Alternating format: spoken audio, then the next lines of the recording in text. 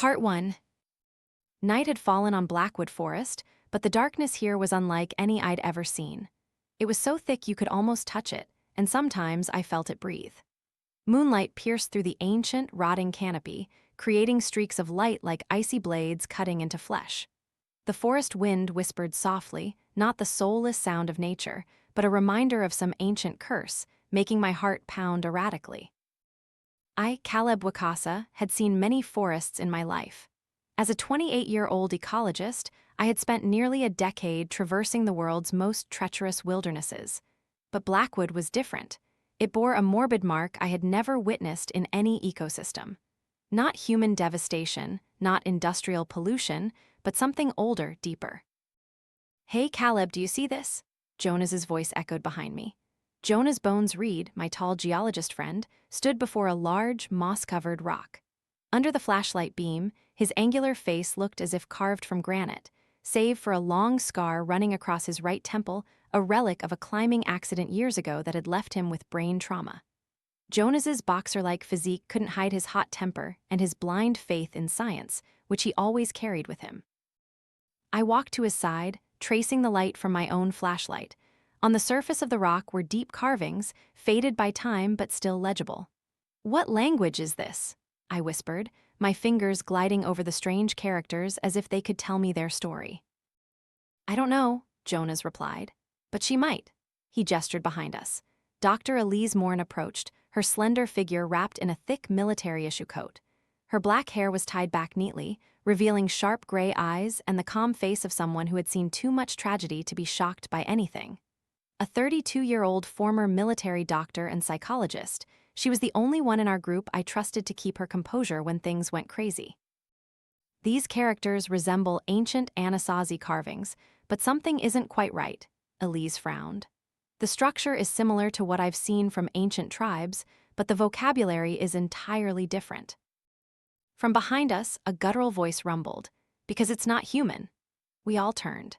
Harold Blackwood, the 65-year-old ranger with a white beard and pale blue eyes of a man who had spent his life staring into darkness, stood there, leaning on a smooth, worn moonwood staff. He was a direct descendant of the family that had named this forest and the only survivor of the strange events that had plagued this cursed land for 4 decades. "What did he say?" Lynn Whisper, our 26-year-old documentary filmmaker, asked. She had her camera running, capturing everything. Lynn had an eerily sharp intuition and an ability to pick up sounds others couldn't hear. It was why she was known by the nickname Whisper. Harold didn't answer immediately. He approached the rock, his bony fingers caressing the characters as if touching an old wound. "These are the forest rules, 13 rules for survival, carved by those who came before to warn those who would come after." "What rules?" I asked, feeling a cold current run down my spine. "Every forest has its own rules, Mr. Wikasa," Harold said, using my last name in a way few did. "But Blackwood has rules older than any human law. Break them, and you won't just die, you'll become part of it." "Part of what?" Mia Carter, our 24-year-old volunteer student, spoke up. This young woman with bloodshot eyes from lack of sleep had joined the team with a different motive: to find her friend, missing for 3 months, last seen on the edge of this forest. Harold looked at her with pity, part of its hunger. I felt unease spread through the group. We were scientists, truth seekers, not ghost story enthusiasts. But there was something about Harold's grim certainty that made it hard to ignore. "All right," I tried to steer the conversation back to our main purpose. "We're here to investigate the mass tree die-off, not local legends. Jonas, did you get the soil samples?" Jonas nodded, his face serious. "And you should see what I found." He opened his sample bag. Inside was a handful of soil as black as charcoal, but not the natural black of nutrient-rich humus. This was the black of ash of destruction. "No organisms," Jonas said. "No bacteria, no fungi, no microorganisms. The soil is completely sterile." Elise frowned. "That's impossible in nature." "Precisely," Jonas agreed. "But there's more." He pulled out a plant sample, a piece of bark. "The trees aren't dying from disease or pests, they're being drained as if something is sucking out every living cell from within." Harold looked at us, his eyes darkening. "It's the Obsidian Serpent." The what? I asked. The Obsidian Serpent, Harold's voice grew hoarse. The ancient predator that lives beneath the forest. It feeds on fear and the bodies of those who break the rules. Lynn unconsciously took a step back, her camera still focused on Harold. And these rules, what are they? Harold turned back to the rock, his finger tracing the characters. Rule number 1, never go alone after sunset. I looked around the group, noticing the last rays of sunlight had vanished behind the trees. At least we hadn't broken the first rule. Rule number 2, do not touch the still water between the strange-shaped rocks. Jonas unconsciously wiped his hands on his pants, and I noticed his fingers were wet. A vague sense of dread began to rise in me. Jonas, I said, my voice tense, where did you just touch water? He shrugged, just a small puddle between those rocks over there, why? I felt Harold's eyes bore into me, and the air seemed to thicken. A strange sound echoed from deep within the forest. Not the wind, not an animal. It was like the sound of dry bones being crushed. Rule number 2, I repeated, just broken. The ground beneath us trembled, not violently like an earthquake, but softly and steadily, like the heartbeat of a giant awakening. The brittle crunching sound of roots breaking filled the air around us, creating an overwhelming sense of dread. Lynn turned on her audio recorder, adjusting it toward the sound. There's something, she whispered. Something is moving. Elise, always calm in any situation, placed a hand on Jonas's shoulder. Remember the next rule, she said evenly. We need to know all of them. Harold nodded, continuing to read from the rock. Rule number 3, do not cut living trees for fire. Rule number 4, always leave an offering when taking forest berries. Rule number 5, never imitate bird calls after sunset. Rule number 6, do not sleep where red mushrooms grow in a circle. As Harold read, the ground beneath us gradually stopped shaking, but the air grew heavier as if it itself were listening. Rule number 7, do not bury the dead in the forest. Rule number 8, do not laugh when you hear crying from the forest. Rule number 9, do not answer if your name is called 3 times. Rule number 10, do not look directly into the deepest darkness. Rule number 11, do not follow flickering lights after midnight. Rule number 12, do not pick up anything shaped like a bone. Harold paused, his fingers trembling as they touched the final character. What is rule number 13? I asked, my voice hoarse. Harold looked at me, his eyes filled with terror. The final rule, if you see 3 red eyes, do not run, nothing can save you. The air suddenly grew cold, and from behind the trees, a dark shadow flitted past, so quickly I wasn't sure I'd seen it. But I heard it the clicking sound of 6 legs moving across the ground and a faint hiss, like metal grinding. Elise tried to calm the group, repeatedly reciting the next safety rule. But instead of reassuring us, the anxiety grew. Jonas, with a sudden headache from his old head injury, began to lose control, striking at the air around him as if fighting an invisible enemy. They're all around us, he screamed. They want our eyes. Jonas, calm down. I tried to grab him, but he was too strong, pushing me to the ground. In that moment of chaos, we didn't notice the sudden, fierce gust of forest wind, carrying with it the gnashing sound of teeth echoing through the woods. Harold stood frozen, eyes wide, staring into the darkness. It's caught a scent, he whispered. The Obsidian Serpent has caught the scent of fresh blood and is closing in on its prey. From the corner of my eye, I caught a glimpse of red light flashing in the misty air, not one, but 3 bright red points arranged in a perfect triangle. They didn't blink, they didn't move, they just stared. The final rule, if you see 3 red eyes, do not run. Nothing can save you. But Jonas didn't know this rule. He had just seen the red eyes, and instinct had overridden reason. He began to run, and that's when the darkness swallowed him. In that terrifying moment, I only saw a dense, oil-black mass of shadow envelop Jonas, swallowing his scream in a horrifying, wet sound. Then the shadow receded as quickly as it appeared, leaving an empty space where Jonas had just stood. No blood, no trace, as if he had never existed.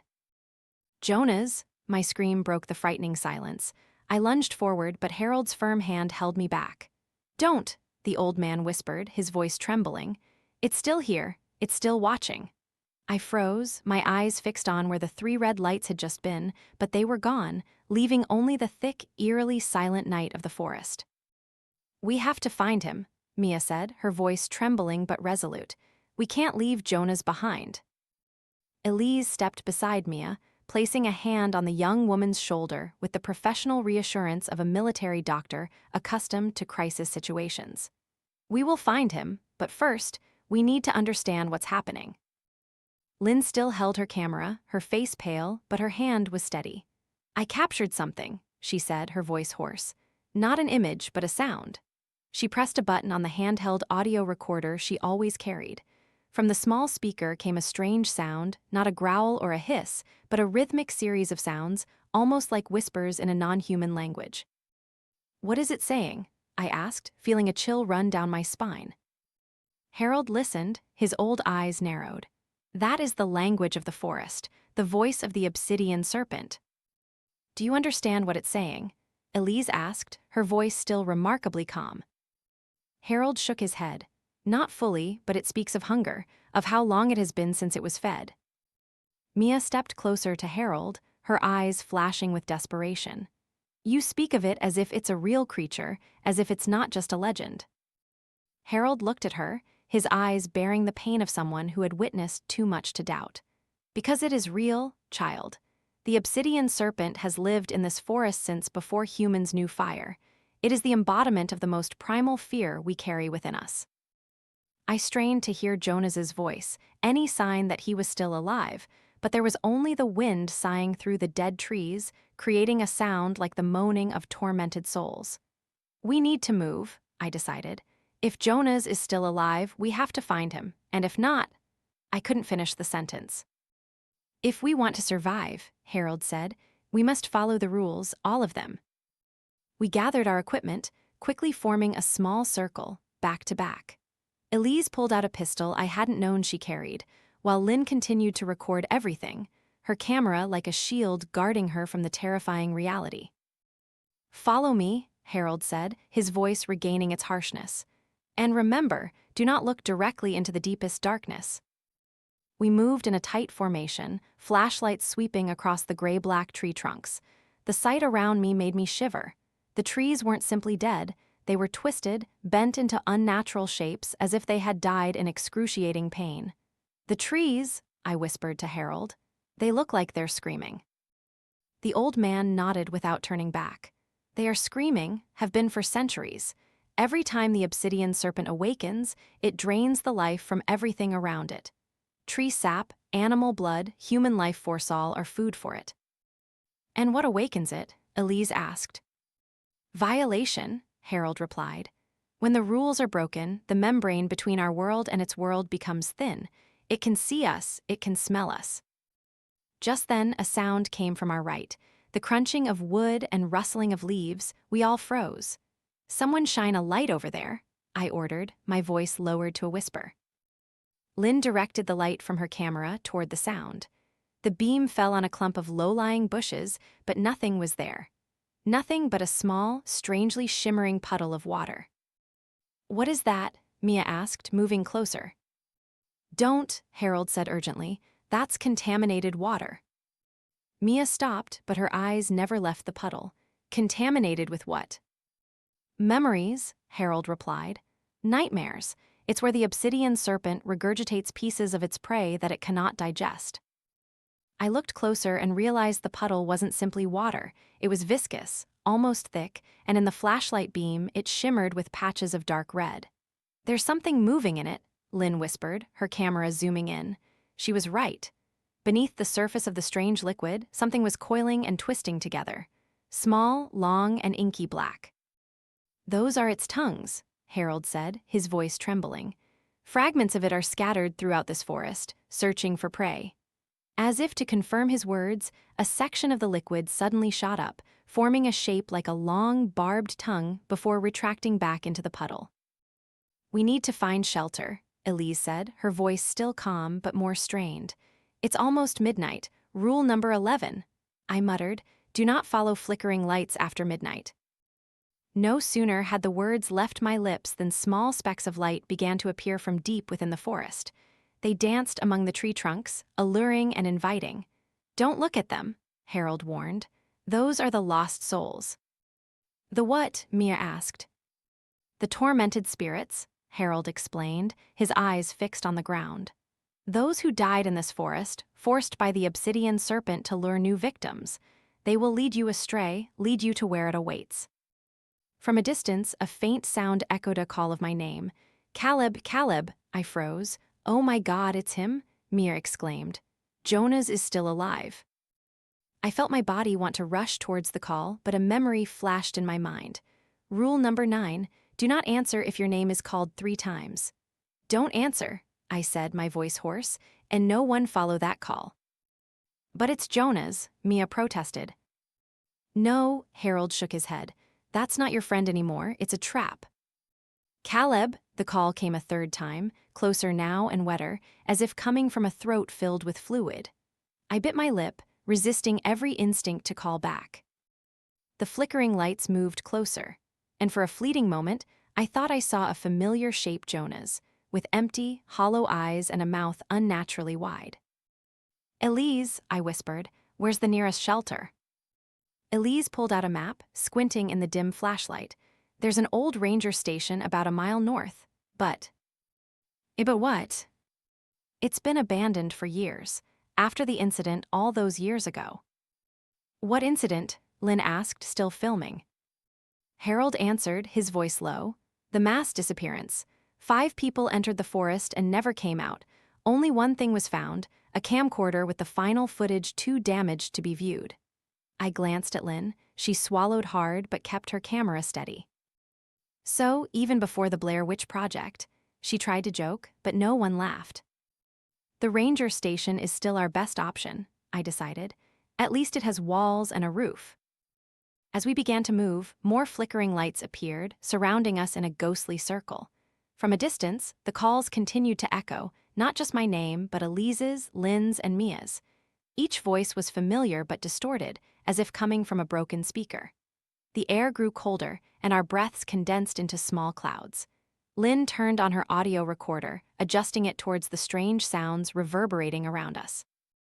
But instead of capturing the calls, the device only picked up another sound. The barbed tongue of the Obsidian Serpent sweeping through the air like a cold current. Suddenly, the sound ceased, complete silence as if time had frozen. What is it? Mia whispered, her voice too loud in the terrifying stillness. I felt it before I saw a presence behind us, heavy and menacing. Slowly, I turned and looked up. 3 red eyes, forming a perfect triangle, stared down at us from among the trees, each eye the size of an adult's fist. They didn't blink, didn't move, they just stared with absolute intensity. Don't run, Harold whispered, almost soundlessly. I froze in place, feeling as if my very soul was being pierced by those eyes. Behind the 3 red eyes, a form began to emerge, long and black as night, with scales glittering like volcanic rock. 6 powerful, jointed legs ending in long, curved claws, creating a clicking sound as it moved on the branches. But most terrifying was its face, a shape almost human, but distorted, with an impossibly wide mouth and no lips, just a tear in the surface of its skin. From that tear, a long, barbed tongue protruded, sweeping through the air as if tasting our fear. It was the Obsidian Serpent, and it was hunting. Mia couldn't take it anymore. She screamed and did the worst possible thing. She ran. No, Harold cried, but it was too late. The Obsidian Serpent lunged from the tree with incredible speed, its long black body coiling through the air. It wasn't chasing Mia, it was hurtling straight towards us, its 3 red eyes burning like hellfire. Elise fired her gun. The gunshot tore through the silent air, but the bullet seemed to pass right through the Obsidian Serpent as if it were made of smoke. Run! I screamed, and this time, no one thought about following the rules anymore. We ran, our gasping breaths mingling with the frantic pounding of our hearts. Behind us, the sound of the Obsidian Serpent pursued, a metallic hiss mixed with human groans. Then a scream erupted, Mia's scream. I turned and saw her being pulled up into the air, a barbed tongue wrapped around her bare neck. She struggled, her hands reaching out to us. Help me, she screamed, and in that scream was a pure desperation I had never heard from a human. I stopped, but Elise pulled me along. You can't save her, she said, her voice hard. No one can. And I knew she was right. In that moment, I saw Mia being dragged into the darkness, her scream cut short by a sickening, wet sound. It began to rain, but the drops falling were not ordinary water. They were thick and red, leaving stains on our skin. "It's changing," Harold whispered, looking up at the sky. "The forest is becoming part of it." In the smoky haze of the blood rain, 3 glowing red eyes flashed in the air, staring down at us with bottomless hunger, a reminder that nothing escapes the Obsidian Serpent once it has marked its prey. What's the next rule? I wondered. And could we possibly follow it while running for our lives? The night was long, and the Obsidian Serpent had only just begun its hunt. Part 2. The ranger station appeared before us like an oasis in a nightmare. A small wooden building, weathered by time, with a moss-covered roof and dust-caked windows. Not an ideal shelter, but better than being out in the open, where the blood rain still fell and the Obsidian Serpent hunted. "Hurry," Elise urged, her hand still gripping her wet pistol. "Inside before it catches us." Harold shook his head, his face pale. "These walls won't stop it. Nothing can. We broke the rules." I looked at him, feeling despair rise. "So what do we do? Surrender and die?" A strange glint appeared in Harold's old eyes. "We learn to fight it." We rushed into the house. Lynn slammed the door shut behind us. Inside, it was dark and damp, the pungent smell of rotting wood and mildew assaulting our senses. Elise turned on her flashlight, sweeping the beam around the room, an old desk, some overturned chairs, and shelves thick with dust. "We need to seal the windows," I said, naturally stepping into a leadership role. "Lynn, check if there's anything to start a fire. Elise, help me barricade the door." While we quickly fortified our makeshift shelter, I noticed Harold carefully examining the bookshelves as if searching for something. "What are you looking for?" I asked, pulling a heavy cabinet to block the main door. "History," the old man replied, his voice low. "What did the people before us leave behind?" Lynn found some matches and an old oil lamp, illuminating the room with a pale yellow glow. In the dim light, I realized there were markings on the walls, not ordinary graffiti, but symbols carved deep into the wood, similar to what we'd seen on the rock. "Look at this," I called Harold. "They're like those rules." Harold approached, running his bony fingers over the carvings. "Not rules. These are prayers, pleas for protection." "From whom?" Elise asked, her voice still admirably calm. "From those who came before the Obsidian Serpent," Harold replied. "Ancient beings that once protected this forest before it appeared and destroyed them." A sound came from the roof, soft like claws scratching. We all froze, looking up. "It found us," Lynn whispered, her camera still recording everything. Harold shook his head. "It always knows where we are, it's just playing." "Playing?" I asked. "It doesn't just hunt for hunger," Harold explained, his eyes still fixed on the ceiling. "It feeds on fear. The more afraid we are, the stronger it becomes." The sound on the roof moved, as if something was crawling around, trying to find a way in. Then suddenly, the sound stopped. In that moment of silence, Lynn walked over to the wall, examining the carved symbols. "I've seen these symbols somewhere," she said, adjusting her camera to record them. "On my audio recorder when I analyzed the sound waves of that voice." She took out her audio recorder, turned it on, and adjusted it. "I captured something when the Obsidian Serpent appeared. Not just a voice, but a pattern."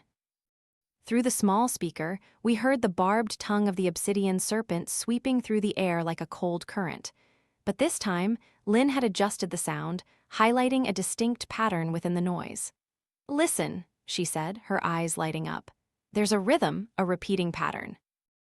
Harold stepped closer, tilting his head to listen. "You're right. It's—" But he couldn't finish his sentence. A loud thud came from the window, grabbing our attention. Nothing was there, just pitch-black darkness. "It's trying to distract us," Elise said, her hand still clutching her gun. I nodded, turning back to Lynn. "So, what is it, that pattern?" Lynn shook her head. "I'm not sure, but it's like a map." "A map," I repeated, frowning. "A sound map," Lynn explained, more excitedly. "I've researched this, how ancient civilizations encoded information into music, into sound patterns. This could be a kind of guide." Harold suddenly walked quickly to the bookshelf, pulling out an old, tattered book. "Thomas Blackwood's diary," he explained.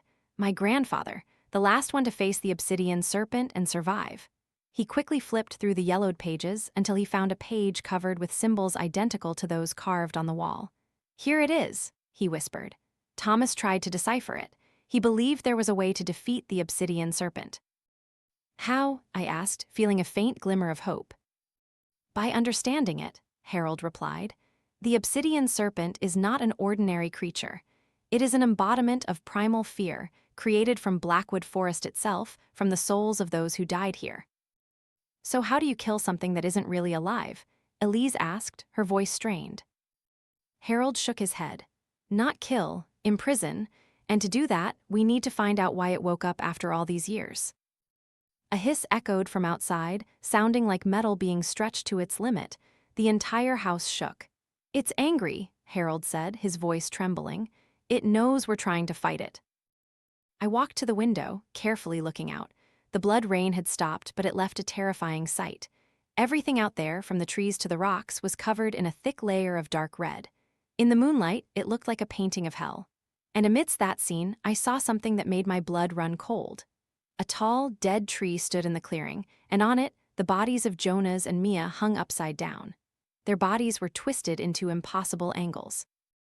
But the most horrifying thing was that they were still moving, not from the wind, but as if they were still alive, though that couldn't be.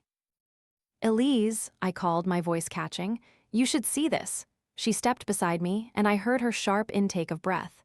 "My God," she whispered. "That's how it marks its territory," Harold said, his voice grim. "It uses the dead bodies to create electrodes, broadcasting signals to lure other prey." "Are they alive?" I asked, though I already knew the answer. Harold shook his head. "Not in the way we understand life, but a part of them is still there, trapped, painful, yearning." Lynn continued to study the diary and the symbols on the wall. "I think I understand," she said, her eyes lighting up. "These symbols aren't prayers. They're a kind of map pointing to where the Obsidian Serpent was born." "And why would we want to go there?" Elise asked, a look of skepticism on her face. "Because that's the only place it can be imprisoned," Harold replied, his voice regaining its firmness. "Where it was born is where it is weakest." Another sound came from the roof, this time stronger, as if something was trying to break through. "We don't have much time," I said. "Lynn, can you decipher that map?" She nodded, her eyes never leaving the diary and audio recorder. "I need a little more time, but I think I can." "Elise, you and I will find anything we can use as a weapon," I ordered. "Harold, what do you know about how to hurt it?" The old man pondered for a moment. "Holy water can slow it down. Not church holy water, but water from ancient springs in the forest. Light can also discomfort it. Not flashlight beams, but natural light like fire." I nodded. "All right, we need to create more light." We rummaged through the house, finding more oil lamps and some fabric we could use for torches. While we prepared, the sounds on the roof grew louder, more urgent. "It's about to get in," Harold warned. No sooner had he finished speaking than a loud crack echoed, and a section of the roof collapsed, revealing the night sky. But not only that, a long, barbed tongue reached down through the hole, sweeping through the space, searching for prey. "Get down," I yelled, pulling Elise and Harold to the ground. Lynn didn't react quickly enough. The barbed tongue wrapped around her wrist, pulling hard. She screamed, gripping something, but the pull was too strong. "Lynn!" I shouted, lunging toward her. Elise acted faster. She fired her gun, aiming at the barbed tongue. The bullet pierced through it, creating a hissing sound, and black liquid spurted out. The barbed tongue retracted but still pulled Lynn. I grabbed her leg, pulling back. In that moment, I felt the strength of the Obsidian Serpent's irresistible pull, as if it were not only pulling her body but also her soul. "Hold on tight," I screamed, pulling with all my might. But no matter how hard we tried, Lynn was still being pulled up. Blood from her wrist dripped onto my face, hot and thick. "Shoot its eye," Harold yelled. "The eye is its only weakness." Elise aimed her gun high, through the hole in the roof, where 3 red eyes were intently staring down at us. She squeezed the trigger, and the bullet flew straight into the middle eye. A terrible shriek echoed, shaking the entire house. The barbed tongue released Lynn, and she fell to the floor, gasping for breath. "Hurry," Harold urged. "It'll be back soon, and it'll be even angrier then." Lynn, though injured, still clung to her audio recorder and the diary. "I understand," she said weakly. "The map points to a cave to the north, where the Obsidian Serpent was born from a combination of the blood of the dead and a type of mineral in the cave." "How far?" I asked, helping her up. "About 3 miles," she replied, "but we have to go now before dawn." "Why before dawn?" Elise asked. "I thought light weakened it." "Firelight weakens it," Harold corrected. "Sunlight makes it stronger. Day is when it is at its most powerful." I looked out at the sky through the hole in the roof. Night was far gone, but we still had a few hours before sunrise. "All right," I decided. "We go now." Elise bandaged Lynn's wound. "Harold, you lead the way." As we prepared to leave, I looked back at the symbols on the wall one last time.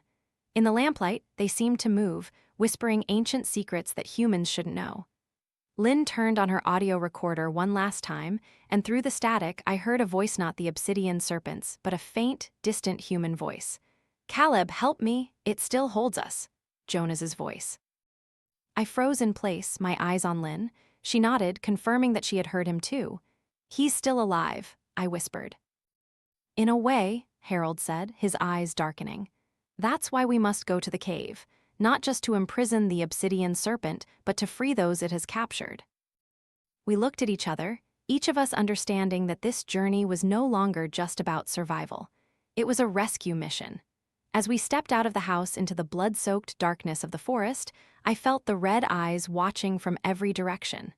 The Obsidian Serpent was waiting, and it was hungry. Blackwood Forest at night was a labyrinth of darkness and monstrous sounds. Each of our footsteps crunched on dry leaves as if we were treading on the bones of those who had fallen before. The thick red liquid from the blood rain still clung to every surface, making every touch of the trees feel like touching raw, bleeding flesh. "Follow me," Harold whispered, leading the way with a torch in his hand. The firelight danced in the wind, casting grotesque shadows on the twisted tree trunks. Lynn followed behind, her wrist bandaged with a piece of cloth torn from Elise's shirt.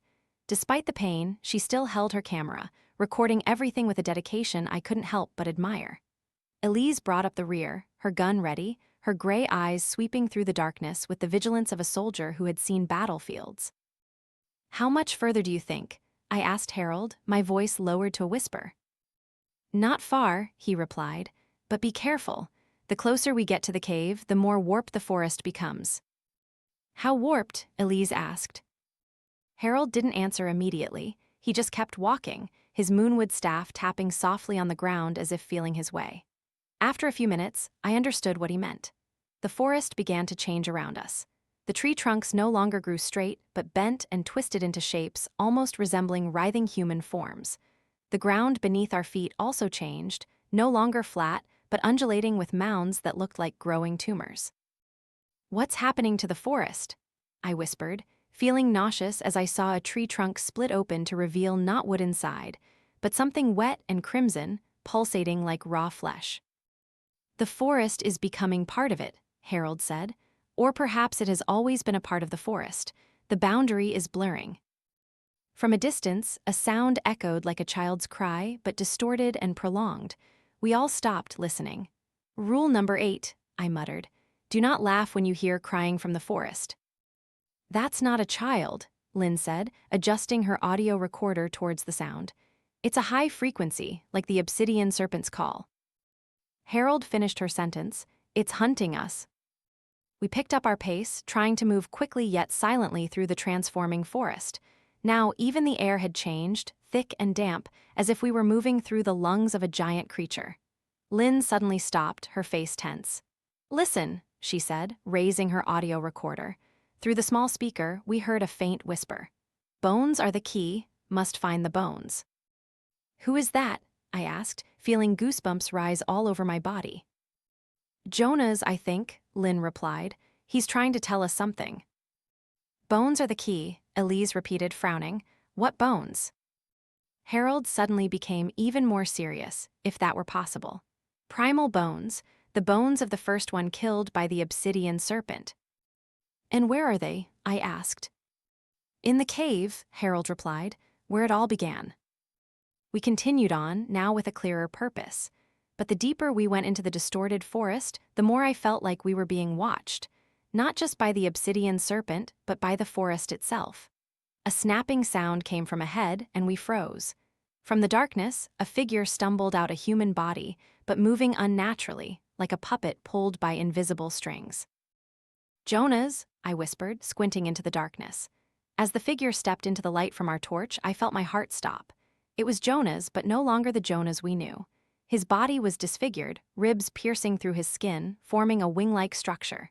His skin was stretched thin and translucent, revealing a network of black veins and pulsating internal organs beneath. His face was still recognizable, but his mouth was unnaturally wide.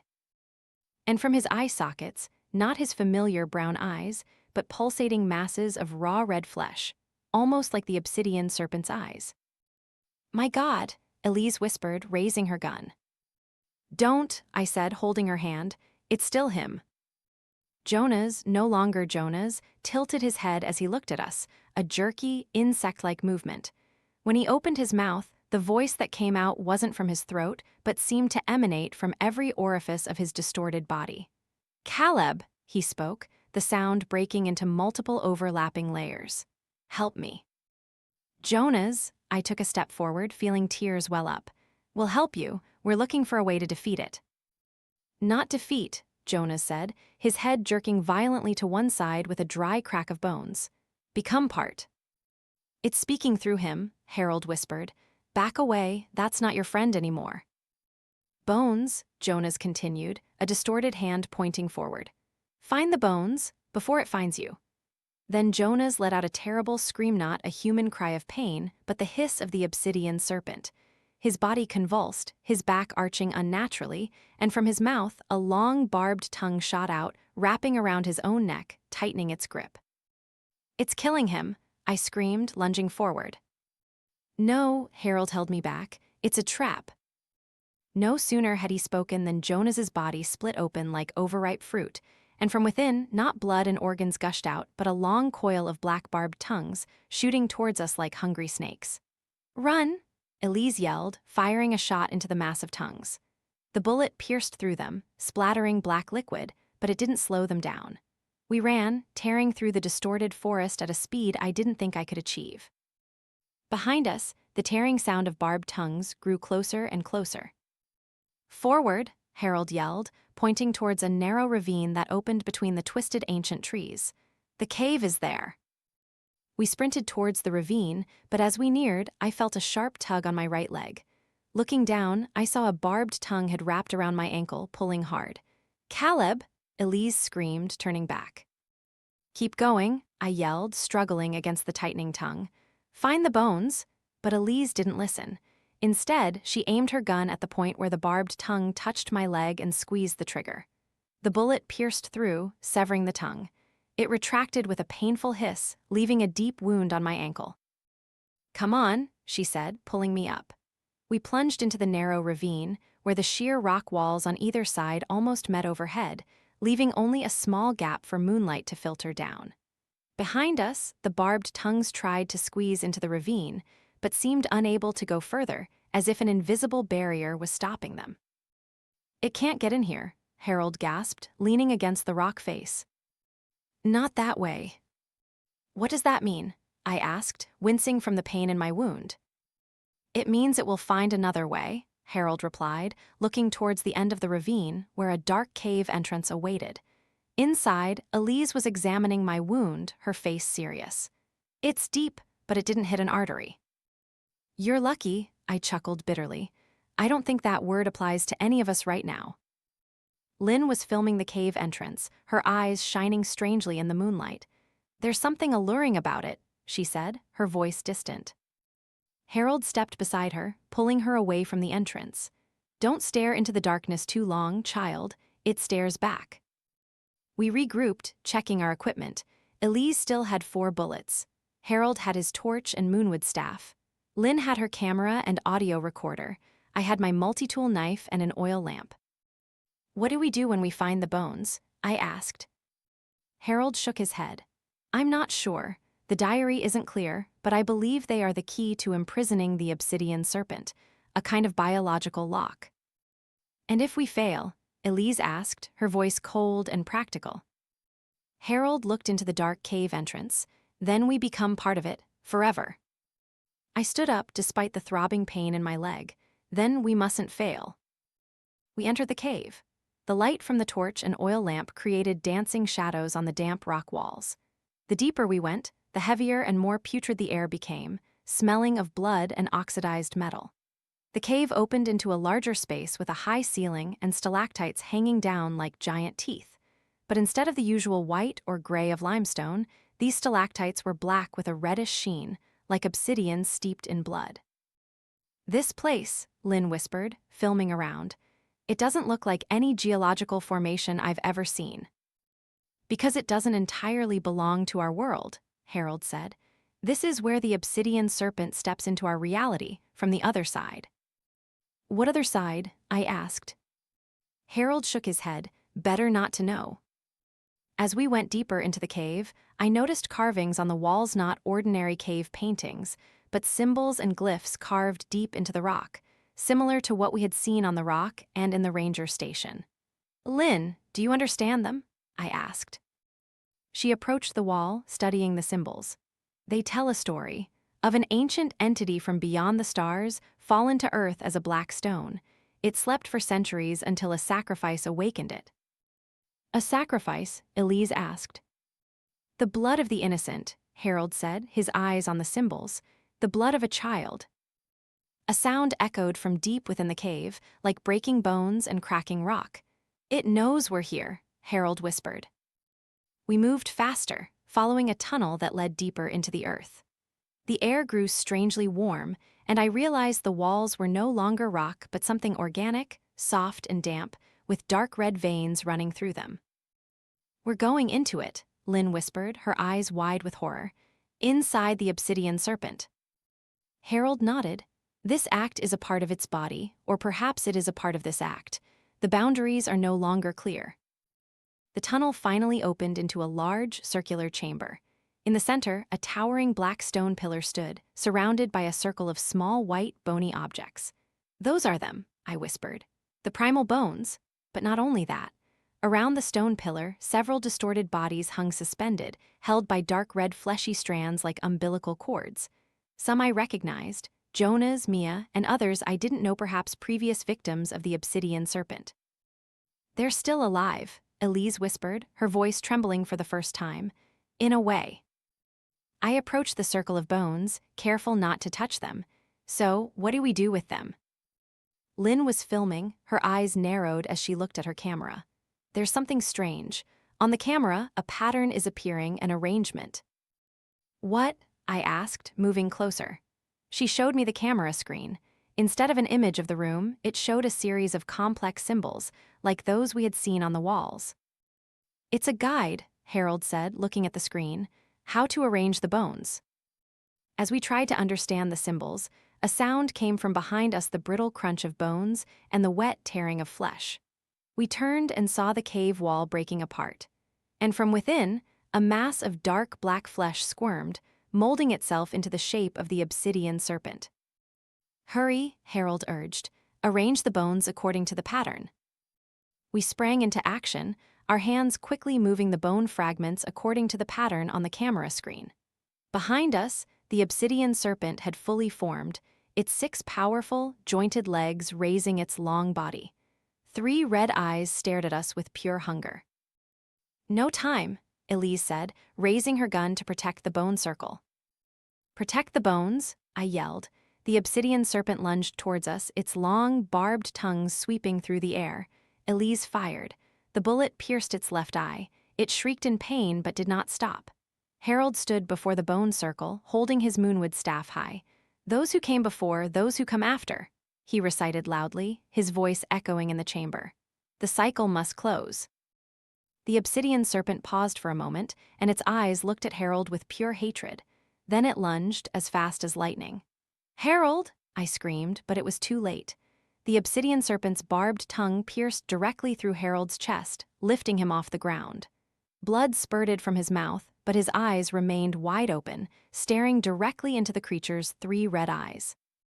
"Those who came before," he said weakly, "Those who come after." Then he threw his moonwood staff into the bone circle.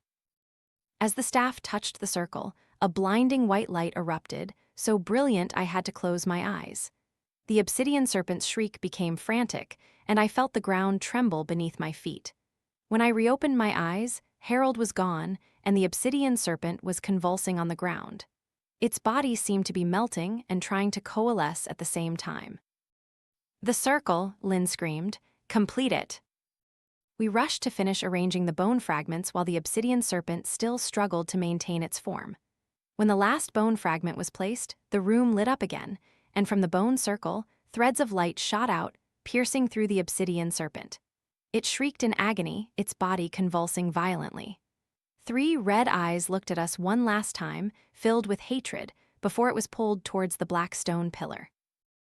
As it touched the pillar, both dissolved into each other, forming a perfectly smooth obsidian block. The room fell silent again, save for our gasping breaths. "Did we do it?" Elise asked, lowering her gun. "I think so," I replied, looking at the black stone block, then around the room. The hanging bodies had vanished, leaving only the bone circle and Harold's moonwood staff. "I think we've imprisoned it again." Lynn was filming the stone block, her eyes wide with astonishment. But Jonas, Mia, and Harold, they've become part of the cycle. I realized the meaning of Harold's final words. Those who came before, those who come after, the cycle must close. "What does that mean?" Elise asked. "It means we didn't truly defeat it," I replied, looking at the stone block with a mixture of awe and dread. "We only postponed it until someone else breaks the rules." We stood in silence, looking at the black stone block, each of us understanding that we had lost too much, and that perhaps the Obsidian Serpent was never truly defeated. On our way out of the cave, I noticed Blackwood Forest had changed. The trees were no longer twisted, though they were still dead and dry. The first light of dawn was filtering through the canopy, creating streaks of light on the ground. But as we neared the exit, I heard a sound, a faint whisper from behind. I stopped, turning, but saw nothing but the darkness of the cave. "Did you hear anything?" I asked Elise and Lynn. They shook their heads, their faces tired and exhausted. Perhaps it was just my imagination, I told myself. Or perhaps the echo of the wind through the cave. But as we stepped out into the light, I couldn't help but feel as if 3 red eyes were watching us from the darkness. And I knew, deep in my soul, that the Obsidian Serpent was just waiting for the next rule to be broken. Part 3. 3 weeks had passed since we escaped Blackwood Forest. I had hoped everything would return to normal, but the events in that forest had left an indelible mark. Even in my city apartment, hundreds of miles from Blackwood, I still felt as if 3 red eyes were watching me from every shadow. The wound on my ankle had healed, but left a strange scar, not a straight line like a normal cut, but a complex pattern, almost identical to the symbols we had seen in the cave. Sometimes, late at night, it would itch and burn, as if something was trying to escape from within. Today, Elise and Lynn came to visit me. We hadn't seen each other since leaving Blackwood Forest. After what had happened, we needed time to process, to try and find some semblance of normal life again. But now, all 3 of us knew that normal had become a distant concept. "You look better," Elise said as she entered my apartment. She still maintained her calm demeanor, but I could see dark circles under her eyes, a sign of sleepless nights. "I'm not sure about that," I replied, gesturing for them to sit on the sofa, "but thanks for saying so." Lynn looked the most changed among us. Her long black hair was now cut short, close to her head, and she no longer carried the camera that had been so inextricably linked to her. But most notably, her eyes, they no longer shone with curiosity and enthusiasm, but now held a deep-seated fear that I was all too familiar with. "Where's your camera?" I asked as I poured them coffee. Lynn shook her head, a gesture almost identical to how Jonas had moved in the cave. "I don't film anymore, not after." She didn't finish the sentence, but it wasn't necessary. "The footage?" Elise asked. "All corrupted," Lynn replied, her voice flat. "Everything I recorded in Blackwood Forest, nothing left, just static and that hiss." We sat in silence for a while, each of us lost in our own memories of the Obsidian Serpent's hissa, sound none of us could ever forget. "But that's not why we came here," Elise finally spoke, setting her coffee cup down. "We came because of this." She pulled out a local newspaper, pushing it towards me. The front page carried an article about the mysterious disappearance of a group of students near Blackwood Forest. "5 people," I murmured, reading the article. "The same number as that year," Lynn said, her eyes fixed on the wall. "History repeating itself, so we didn't succeed?" I asked, feeling a chill run down my spine. "The Obsidian Serpent escaped." "Not exactly," Elise replied, pulling another file from her bag. "I've been researching Blackwood Forest since we returned, its history, the disappearances, and I've found a pattern." She spread the documents on the table: newspaper clippings, police reports, old photographs, all related to disappearances in Blackwood Forest spanning decades. "Every 13 years, she explained, pointing to the dates. 5 people disappear. No fewer, no more, always 5, like a sacrifice." "But we imprisoned it," I protested, trying to suppress the rising fear. "We completed the bone circle, we trapped it in the cave." "We imprisoned it in the cave," Elise said, her voice tense. "But perhaps that wasn't the entire entity. Perhaps what we faced was only a part of it." Lynn suddenly flinched, her hand touching her injured wrist, where the Obsidian Serpent's barbed tongue had wrapped around. "Segments," she whispered. "Harold said it could segment." I recalled Harold's description of the Obsidian Serpent, how it could divide into multiple forms, each part still a piece of the whole.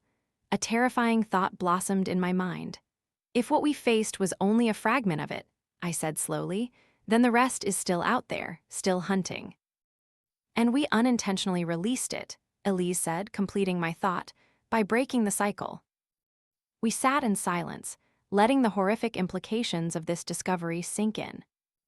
"There's one more thing," Lynn said, pulling a piece of paper from her bag. "I managed to decipher some of the symbols from the cave, using the notes I took before losing the footage, and I found this." She handed us the paper, on which was a series of complex symbols arranged in a spiral. "What is it?" I asked, trying to comprehend the strange glyphs. "A prophecy," Lynn replied, her voice trembling. "About the marked one, the one who can fully release or imprison the Obsidian Serpent." "The marked one," Elise repeated, frowning.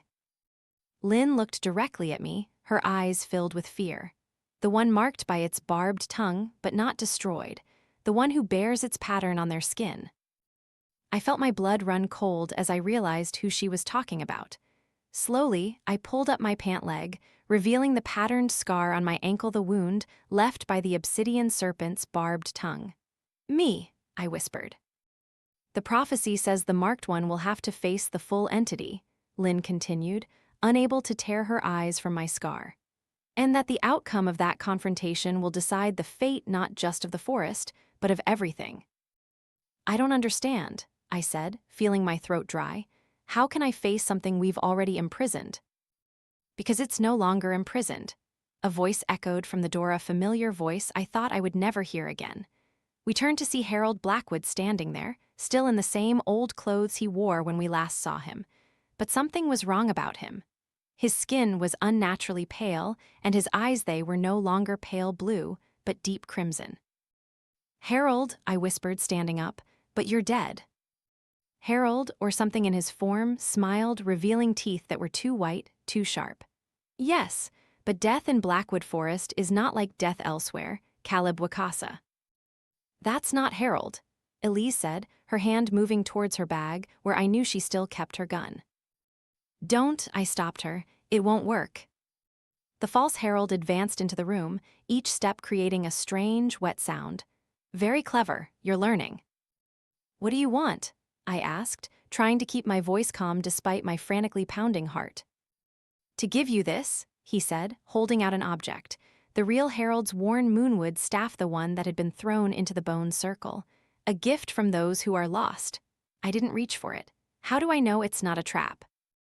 The old Harold laughed, a dry sound like burning paper.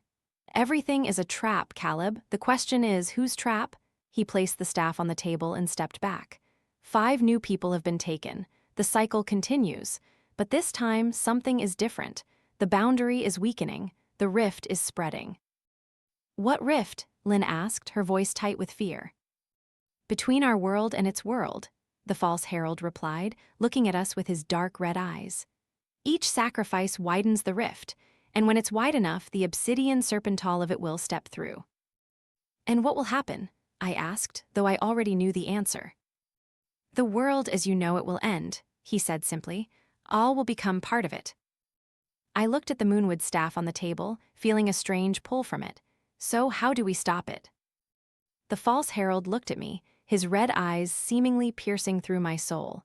You must go back to Blackwood Forest, marked 1, and you must accept your destiny. What destiny? I asked. But the false herald only smiled, a smile that didn't reach his red eyes. Learn about your past, Wikasa, about your name, about your ancestors, all are connected. With those words, the false herald turned and walked towards the door. But before stepping out, he paused and looked back at us one last time. Don't wait too long. The rift is spreading faster than you think. Then he vanished, not by walking out the door, but by dissolving into a thin wisp of black smoke and then into the air, leaving behind the smell of blood and oxidized metal. We stood there, stunned, no one speaking for several minutes. What the hell just happened? Elise finally spoke, her voice so tense it almost broke. I didn't answer. Instead, I walked over to the moonwood staff on the table. From this distance, I could see it wasn't just a simple stick. Its surface was covered with complex symbols, similar to what we had seen in the cave. I need to know about my past, I said slowly. About my name, Wikasa. I can help with that, Lynn said, regaining some composure. I know some people who specialize in indigenous languages and cultures. They might know the meaning of the name. And I'll find out more about the disappearances, Elise said, her hand still on her bag. About the 13-year cycle, there might be clues there. I nodded, feeling a new resolve forming within me, a resolve mixed with deep fear. We need to be fast. 5 people have disappeared, and if what that thing said is true, each of them is widening the rift. Are you really thinking of going back there? Elise asked, looking at me with clear worry. After everything that's happened. I looked down at the patterned scar on my ankle, feeling it itch and burn. I don't think we have any other choice. It marked me for a reason, and I need to know what that reason is. That night after Elise and Lynn had left, I sat alone in my apartment, the moonwood staff on the table before me.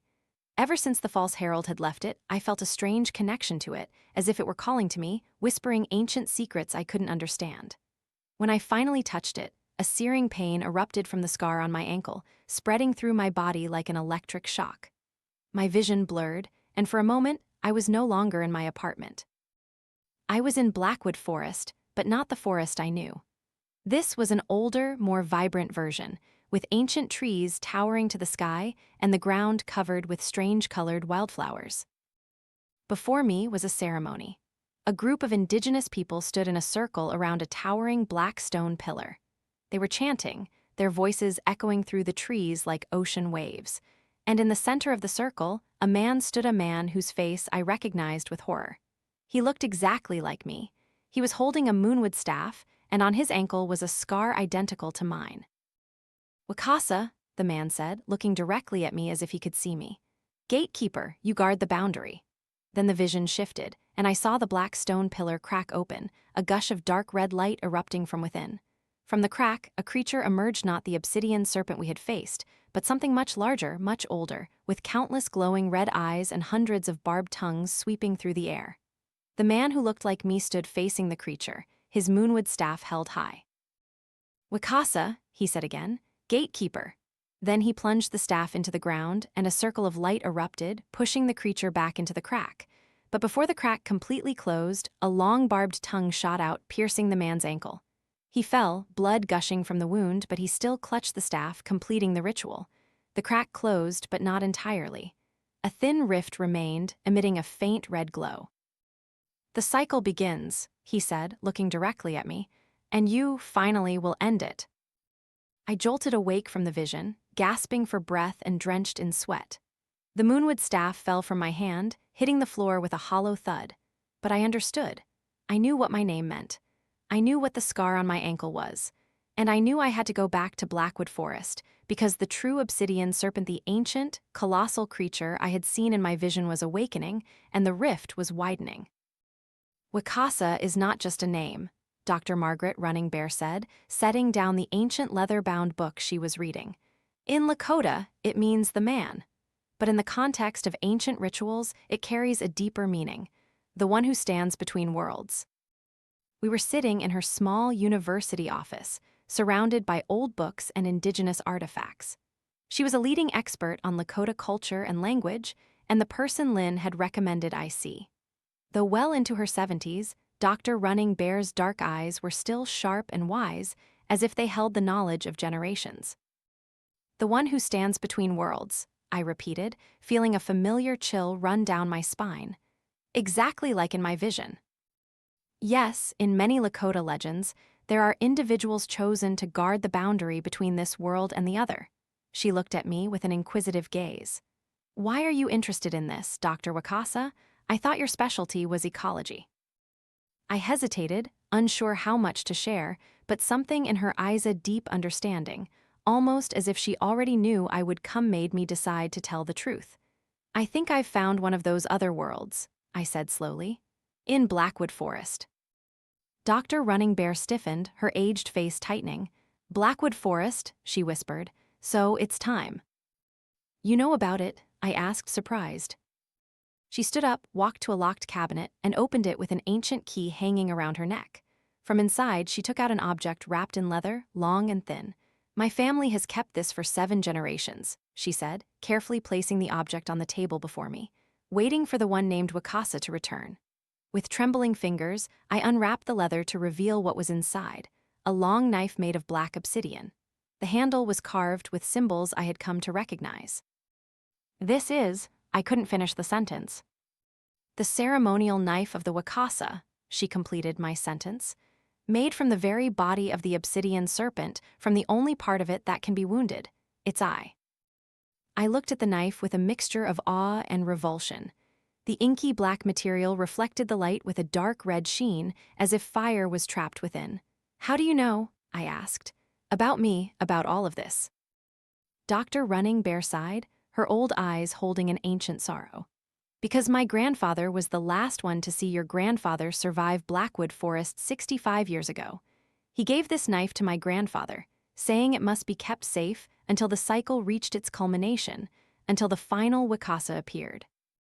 My grandfather, I whispered, feeling as if the ground were collapsing beneath me. I never met my grandfather. My father said he died before I was born. He didn't die, Caleb, she said gently. He went back to Blackwood Forest to keep the rift from widening to buy more time. I remembered my vision, the man with my face, with the scar on his ankle. And now it's my turn, I said, not a question. Dr. Running Bear nodded, her face grave. The cycle must end. The rift is too wide. This time, not just Blackwood Forest is threatened. She pulled an old map from the book, spreading it out. This is a complete map of Blackwood Forest, not the published version, but the true map. It shows all the ritual sites, all the rifts. I looked at the map, recognizing the cave we had found marked as a subgate. But there was another location, deeper in the forest, marked as the main gate. That's where I need to go, I said, pointing to the marker. Yes, but you cannot go alone, she warned. Traditionally, the Wikasa is always aided by 4 guardians, the healer, the warrior, the chronicler, and the farseer. I thought of Elise with her healing abilities and protective instincts, Lynn with her camera and audio recorder, but we were still missing 2. How do I find the others? I asked. They will find you, she replied with unshakable certainty. They always do. As I prepared to leave, Dr. Running Bear placed a thin hand on my shoulder. One more thing, Caleb. To end the cycle, there must be a sacrifice. What sacrifice? I asked, though I already knew the answer in my heart. The Wikasa, she said simply. To close the rift, the one who stands between worlds must become the rift. I nodded, feeling a strange peace despite realizing my fate. I understand. She looked at me with sympathetic eyes. Things don't always turn out as we expect, Caleb, but no matter what, you have been a part of this since before you were born. It runs in your blood. With the obsidian knife and the moonwood staff, I left Dr. Running Bear's office, feeling as if I had stepped into an entirely different world, a world of ancient rituals and inescapable responsibility. A world where my name was no longer merely mine, but a mission. As I stepped out of the building, my phone vibrated. It was Elise. "Caleb," her voice was urgent and tense. "I found more information about the disappearances. It's not just 5 people every 13 years, it's 5 specific people." "Specific how?" I asked, walking quickly towards my car. "A scientist, a healer, a soldier, a chronicler, and a..." She hesitated. "A farseer," I completed her sentence. "How did you know?" she asked, clear surprise in her voice. "I'll explain later. Meet me at my apartment as soon as possible and call Lynn. We have to go back to Blackwood Forest." "Are you serious?" Elise asked. "After everything that's happened?" "We have no other choice," I replied. "And this time we won't just try to survive, we're going to end it." "End it how?" Elise asked, her voice distant. I looked down at the obsidian knife. The sunlight reflected on its black surface with a blood-red sheen. By doing what my ancestors couldn't. As I drove towards my apartment, a strange feeling enveloped me, as if someone was watching me.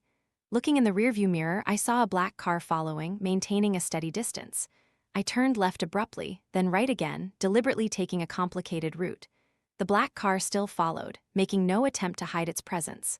Finally, I pulled over to the side of the road, determined to confront whoever was following me. The black car stopped too, and the door opened. The person who stepped out was not who I expected. It was a tall, strong man with short, military-style hair and sharp eyes that had seen too much. He wore civilian clothes, but the way he stood, the way he moved it was that of a soldier. "Dr. Caleb Wikasa?" he asked, his voice deep and strong. "Depends on who's asking," I replied, my hand clutching the obsidian knife in my pocket. "My name is Captain David Ironheart," he said, holding out a military ID card. "I work for a special department of the military that deals with anomalous phenomena." "Anomalous phenomena," I repeated, frowning. "You mean the Obsidian Serpent?" Captain Ironheart stiffened, clearly surprised that I mentioned it directly. "More than I care to know," I replied. "The question is, what do you know?" He looked around as if checking for eavesdroppers. "Not here, there's a safer place to talk." "I'm on my way to my apartment," I said. "My friends will be there, the ones involved in this Elise Morn and Lynn Tran." "Yes, I know about them," he said, surprising me, "and about your expedition into Blackwood Forest 3 weeks ago." "How do you know about that?" I asked, more wary. "Because monitoring Blackwood Forest is my job, Dr. Wikasa. It has been for the past 15 years. He paused, seeming to weigh something. "And I knew your grandfather." The pieces began to fit together in my mind. "You're the warrior," I said. Captain Ironheart nodded, his face serious. "And you are the Wikasa, the last in the line." "Follow me," I said, getting back into my car. "We have a lot to discuss." At my apartment, Elise and Lynn were already waiting, along with an unexpected guest. A young indigenous man in his early 20s, with strange eyes of 2 different colors, one blue, one brown. "Who's this?" I asked as I entered, Captain Ironheart following behind. "My name is Gabriel Two Rivers," the young man said, his voice soft but firm. "I am a psychic, and I've been dreaming of you, Caleb Wikasa." "He just showed up at your apartment door about 10 minutes ago," Elise explained, her hand still near her hip, where I knew she kept her concealed gun. "Knew all our names, knew about Blackwood Forest and the Obsidian Serpent." Lynn added, her dark eyes observing Gabriel with cautious curiosity. "Farseer," I said, looking at Gabriel. He nodded, a sad smile playing on his lips. "I know this sounds crazy, but I've been dreaming about this moment my entire life, about all of you, about the mission." Captain Ironheart stepped forward, his posture alert. "How do we know we can trust you?" Gabriel looked directly at him, without a trace of fear. "Because I know about the scar on your back, Captain. The scar you received not from the battlefields of Afghanistan, as you tell everyone, but from your encounter with one of the Obsidian Serpent's barbed tongues 7 years ago, when you tried to rescue a group of missing students." Captain Ironheart's face went pale, and I knew Gabriel had spoken the truth. "So, that's all of us," I said, looking around the room. "Wikasa, healer, warrior, chronicler, and farseer." "Not by chance," Gabriel said. That's how things are meant to be. 5 positions must be filled. For what? Lynn asked, having regained her professional composure. To face the Obsidian Serpent, I said, placing the obsidian knife and moonwood staff on the table. Not just face it, to destroy it. Captain Ironheart looked at the artifacts with astonishment. That's the ceremonial knife and the Gatekeeper's staff. How did you get them? A long story, I replied. But the important thing is that we have them, and we know what to do with them. I quickly summarized what I had learned from Dr. Running Bear and from my vision about the name Wikasa, about my family's responsibility, about the widening rift, and about the sacrifice needed to close it. You can't be serious about that last part, Elise said, her voice hard. There has to be another way. There isn't, Gabriel said softly. That's why the cycle has continued for so long. Every Wikasa has tried to find another way. Everyone has failed. They imprisoned it, but they couldn't destroy it. And now the rift is too wide. Captain Ironheart added, we've been monitoring seismic activity around Blackwood Forest. It's increased exponentially since you were last there. Not only that, Lynn said, opening her laptop. I've been tracking reports of disappearances in the neighboring regions of Blackwood Forest. Not just the 5 most recent, but 20 other people in the past 3 weeks. She rotated the laptop for us to see a map with red dots marking the disappearances, forming a spiral with Blackwood Forest at the center. It's expanding, I whispered, beyond the forest. And it's accelerating, Gabriel said, his voice tense. In my dreams, I see the darkness spilling out of Blackwood Forest, swallowing everything in its path. Cities, states, countries. When? Elise asked, her voice practical and focused. Gabriel closed his eyes as if seeking information from an unseen source. 3 days, at the full moon. So that's our deadline, I said. 3 days to prepare to go back to Blackwood Forest and to find the main gate. And then, Lynn asked. I looked at the obsidian knife, seeing my distorted reflection on its black surface. Then, I do what the Wikasa was born to do. I close the rift. That night, after everyone had left to prepare for the journey ahead, I sat alone in the darkness of my apartment, the obsidian knife in my hand. Ever since Harold's corrupted form had left it, I felt a strange connection to it, as if it were calling to me, whispering ancient secrets I couldn't comprehend. In the faint moonlight, it seemed to whisper to me, telling tales of past Wikasa's men who bore my face, who had faced the Obsidian Serpent and had failed to completely destroy it. But this time would be different. This time, I would not try to escape my fate. This time, the cycle would end. As I finally drifted to sleep, I dreamed of Blackwood Forest, not the dead forest we had explored, but the vibrant, ancient version from my vision. And there, standing among the ancient trees, were the previous Wikasas, a long line of men with my face stretching to the horizon, each bearing the scar of the barbed tongue on their ankle. The last one, they whispered in unison. The Ender.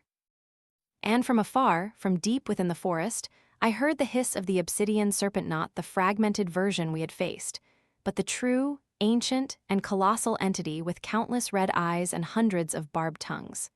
It was waiting for me, and I was coming. Part 4. Blackwood Forest welcomed us with a thick, crimson mist, dark as dried blood. Captain Ironheart's off-road vehicle couldn't go beyond the boundary marker, a rotting wooden fence with a faded, military area, restricted access sign. Ahead of us, dark tree trunks loomed in the mist, like skeletal fingers reaching up from the earth. This is it, Captain Ironheart said, turning off the engine. Point of no return. We silently gazed into the forest. To others, it might just be an ordinary forest, albeit a gloomy one. But to us, who had faced the Obsidian Serpent, every shadow could hide death, every sound could be an approaching barbed tongue. We should check our gear again, I said, trying to keep my voice calm despite my pounding heart. We had prepared thoroughly over the past 3 days. Captain Ironheart carried weapons, not just guns and combat knives, but more specialized items. High-intensity flare rounds, flashbang grenades, and a device emitting low-frequency sound that he believed could disrupt the Obsidian Serpent's senses. Elise carried a full medical kit, along with a collection of herbs and essential oils provided by Dr. Running Bear, said to slow the infection process from Obsidian Serpent wounds. Lynn had replaced her damaged camera with a new one. Along with her audio recorder and an electromagnetic field detector, she'd modified to detect spatial anomalies, the rifts we were looking for. Gabriel carried very little equipment, just a small pouch containing ceremonial artifacts. Stones, feathers, and other symbols he said would enhance his psychic abilities. As for me, I carried the obsidian knife and the moonwood staff, the artifacts of the Wikasa. They felt heavy in my bag, not just physically but spiritually, as if they knew this would be their final use. Everyone remember the plan? I asked, double-checking. We'll follow Dr. Running Bear's map, avoiding areas marked as subrifts. Our objective is the main gate, where the largest rift is expanding, and we must get there before the full moon is at its highest. Approximately 4 hours from now, Gabriel said, his heterochromatic eyes looking up at the sky. Now listen up, everyone, Captain Ironheart said, his voice authoritative. No one is to separate from the group for any reason. If you hear your name called, ignore it. If you see someone you know in the forest, it's not them. Don't trust your eyes. Everything in this forest can be distorted. And remember the rules, I added. The rules Harold read to us when we first entered the forest. They aren't just superstitions, they're survival guides. I listed the 13 rules, each one seemingly making the air around us heavier, as if the forest itself were listening. All right, I said, tightening my backpack straps. Let's go. We stepped into Blackwood Forest in our agreed-upon formation. Captain Ironheart led the way, rifle in hand. Gabriel followed, his multicolored eyes sweeping through the darkness, searching for any hidden danger. I walked in the middle, the moonwood staff in my hand, followed by Lynn with her camera and detector, and finally, Elise, pistol in hand, guarding our rear. The forest seemed different from the last time Elise, Lynn, and I had been here. The trees were still dead and dry, but they were no longer merely dead. They were changing. The bark was no longer normal bark, but had a skin-like texture, dry and cracked, yet clearly organic. The branches no longer grew in natural directions, but twisted into strange shapes, almost resembling human internal organs: lungs, hearts, intestines, magnified and distorted. The rift is spreading faster than I thought, Gabriel whispered, his eyes wide as he looked around. The boundary between our world and its world is blurring. Lynn adjusted her detector, the small screen emitting a faint blue light. Electromagnetic field readings are fluctuating wildly, she said, her voice professional but unable to hide her anxiety. It's like space itself is being folded. We continued deeper into the forest. Each step felt like walking through an invisible membrane. The air grew thick and humid, carrying the metallic stench of blood and the acrid smell of oxidized metal. Suddenly, Gabriel stopped, raising a hand in warning. Something's up ahead, he whispered. Captain Ironheart raised his rifle, aiming into the darkness ahead. In the flashlight beam, we saw a tree trunk distorted in an inexplicable way. It had become a structure almost resembling a watchtower, with branches twisted together to form a skeletal framework. And covering it was a layer of dark red material, pulsating like skin. That's one of the electrodes Harold talked about, I whispered, recalling the old man's explanation of how the Obsidian Serpent marked its territory. It uses them to broadcast signals. What signals? Elise asked, her hand still clutching her gun. To attract prey, I replied, to lure others into the forest. As we moved closer, I realized the strange structure wasn't just made of trees. It also contained human bones, embedded in the trunk as part of the architecture. And in its center, suspended by dark red fleshy strands, was a human body or something that had once been human.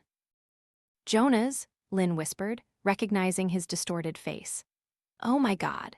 Jonas's body had changed even more since we last saw him. His skin had become translucent, revealing beneath it a network of black veins and pulsating internal organs, twitching involuntarily.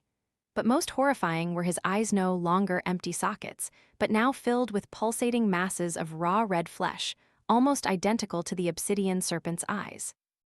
And as we watched, Jonas's eyes opened, and he looked directly at us. Caleb, he said, the voice not coming from his mouth but from a long tear in his neck, where dark red fleshy strands writhed like tongues. Help me. Don't listen, Captain Ironheart warned, his voice firm. That's not your friend anymore. But what if he's still conscious? Lynn protested, her voice trembling. What if he's still trapped in there? That's why we have to complete this mission, I said, trying to keep my voice calm despite my frantically pounding heart. To free him, to free all of them. Jonas, no longer Jonas, continued to look at us, his red eyes flickering irregularly. The Obsidian Serpent comes. No sooner had he spoken those words than the ground beneath us began to shake, and from a distance, a hiss echoed the hiss I knew all too well. The hiss of the Obsidian Serpent. "Run," Captain Ironheart ordered, and we didn't need to be told a second time.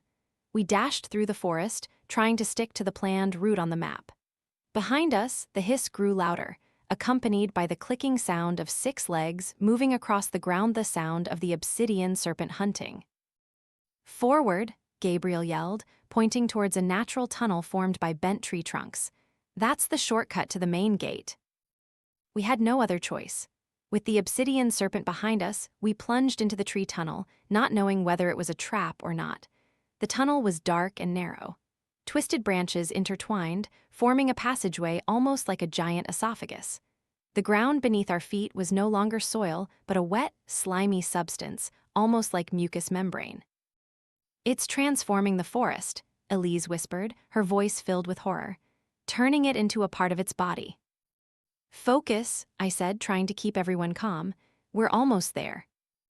As we advanced, the tunnel began to tremble around us, and a wet, squelching sound echoed, as if we were moving inside a living creature. "It's no longer pursuing us," Gabriel said, his multicolored eyes wide with sudden realization. "Because we're asterisk inside asterisk it." Before we could react to that horrifying realization, the tunnel suddenly opened into a vast space, a circular clearing in the forest where trees grew in a perfect ring. And in the center of the circle was a towering black stone pillar, similar to the one in the cave but much larger, soaring up to the canopy. Its surface was not ordinary stone, but obsidian, jet black and reflecting the moonlight with a dark red sheen. "The main gate," I whispered, feeling the scar on my ankle burning. "We found it." But not only that. Around the stone pillar, 5 bodies hung suspended, the 5 most recent missing people. They were alive, in a way, like Jonah's, with translucent skin and flickering red eyes. And from each of them, dark red fleshy strands extended to the stone pillar, forming a network like blood vessels. "They're feeding it," Captain Ironheart said, his voice dropping in realization. "Providing it with life energy." "But why 5 people?" Elise asked. "Why always 5? 5 points of the star," Gabriel said, pointing to the arrangement of the bodies. 5 points of the gate." I looked up at the sky, where the full moon was slowly rising. "We don't have much time. We need to prepare the ritual." We began to follow the plan. Gabriel drew a protective circle around us with white powder provided by Dr. Running Bear. Lynn set up her camera and detector, recording everything. Elise prepared the herbs and essential oils, ready for any medical emergency. Captain Ironheart set up the low-frequency sound emitters around the circle, creating an invisible barrier. And I prepared the obsidian knife and the moonwood staff, the artifacts of the Wikasa, for the final ritual. "When the moon reaches its peak," I said, looking up at the sky, "I will step into the circle of bodies. I will use the knife to cut the rift and the staff to hold it open long enough for me to step through." "And then," Elise asked, her eyes filled with worry. "Then I will face the true Obsidian Serpent, not the fragmented part we saw, but all of it, and I will close the rift from within." "By sacrificing yourself," Lynn said, not a question. I nodded, feeling a strange peace. "That is the only way. Every Wikasa before me has tried to find another way, and everyone has failed. But I will not seek an escape. I will accept my fate." Captain Ironheart placed a heavy hand on my shoulder. "You are a brave man, Dr. Wikasa, if there were any other way." "There isn't," I said with absolute certainty. "That's why I was born, to end the cycle." As we completed our preparations, a sound came from the edge of the clearing, the snapping of wood and the rustling of leaves. We turned, weapons ready. From the darkness, a figure emerged, not the Obsidian Serpent, but Harold or something in his form. But this time, the transformation was even more pronounced. His skin had become translucent like glass, revealing beneath it not bone and muscle, but a complex network of dark red fleshy strands and black obsidian. And his eyes were no longer red, but 3 red eyes arranged in a triangle on his distorted face.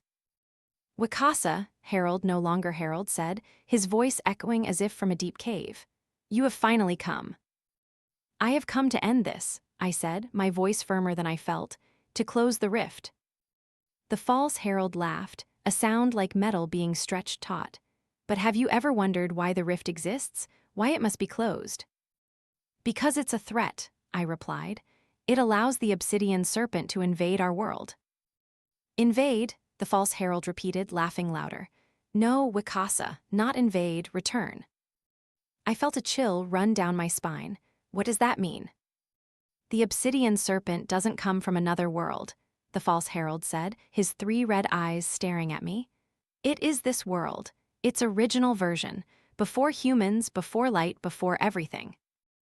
"It's lying," Captain Ironheart said, raising his gun. "Don't listen to it." But Gabriel shook his head, his eyes wide with realization. "No, I see it in my visions. There's a truth in its words." The false herald stepped forward, each step leaving a black stain on the ground like burning acid. "The first Wikasa didn't create the rift to keep the Obsidian Serpent out. He created it to imprison it, to separate it from the rest of the world, to allow light and life to flourish in a small pocket of reality. And now it wants back what belongs to it." "And now it wants back what belongs to it," I said, realizing the horrifying truth. "Yes," the false herald said, and as he laughed, his face began to shatter, revealing beneath it not bone and flesh but a mass of black obsidian with countless flickering red eyes. "And you, Wikasa, will finally be the key to open the door." Then the false herald exploded in a shower of blood and obsidian fragments, and from where he stood, the Obsidian Serpent emerged. Not the version we had faced before, but a colossal creature with a body long as a python, covered in black obsidian scales. 6 powerful, jointed legs ending in claws as sharp as razors, and a head beyond description, with countless red eyes and an impossibly wide mouth. From it protruded not one, but hundreds of barbed tongues, each writhing as if with a mind of its own. "The Obsidian Serpent," I whispered, feeling the most primal fear rise in my soul. "Start the ritual," Captain Ironheart yelled, firing a volley of bullets at the creature. The bullets struck, but seemed to cause no damage. They simply vanished into its body as if swallowed by a black hole. Gabriel began to chant ancient prayers taught by Dr. Running Bear, his voice echoing through the clearing. Lynn turned on her audio recorder, adjusting it to emit a special frequency she believed could disrupt the Obsidian Serpent's senses. Elise burned the herbs, creating a thick, fragrant smoke said to protect us from the creature's psychic influence. And I stepped into the circle of bodies, the obsidian knife in one hand, the moonwood staff in the other. The moon had reached its peak, its silver light shining directly down on the black stone pillar, creating a strange effect. A thin crack began to appear on the surface of the pillar, emitting a dark red light. "The rift," I said, moving towards it, "it's opening." The Obsidian Serpent hissed, a sound that shook the air, and lunged towards me. But it was blocked by the protective circle Gabriel had drawn and an invisible barrier with a deafening thud. "Hurry, Caleb," Elise yelled. "We can't hold it much longer." I ran to the stone pillar, feeling the scar on my ankle burning like fire. As I neared the crack, I could feel a pull from within, not a physical pull, but a spiritual one, as if a part of me already belonged on the other side of the rift. "I am Wikasa," I said loudly, holding the obsidian knife high. "The one who stands between worlds, and I have come to end the cycle." With those words, I plunged the knife into the crack, and the world around me exploded in a storm of red light. There is no way to accurately describe what lay beyond the rift, not because it was too complex or abstract, but because it defied all human concepts of space and time. I was not an asterisk a place.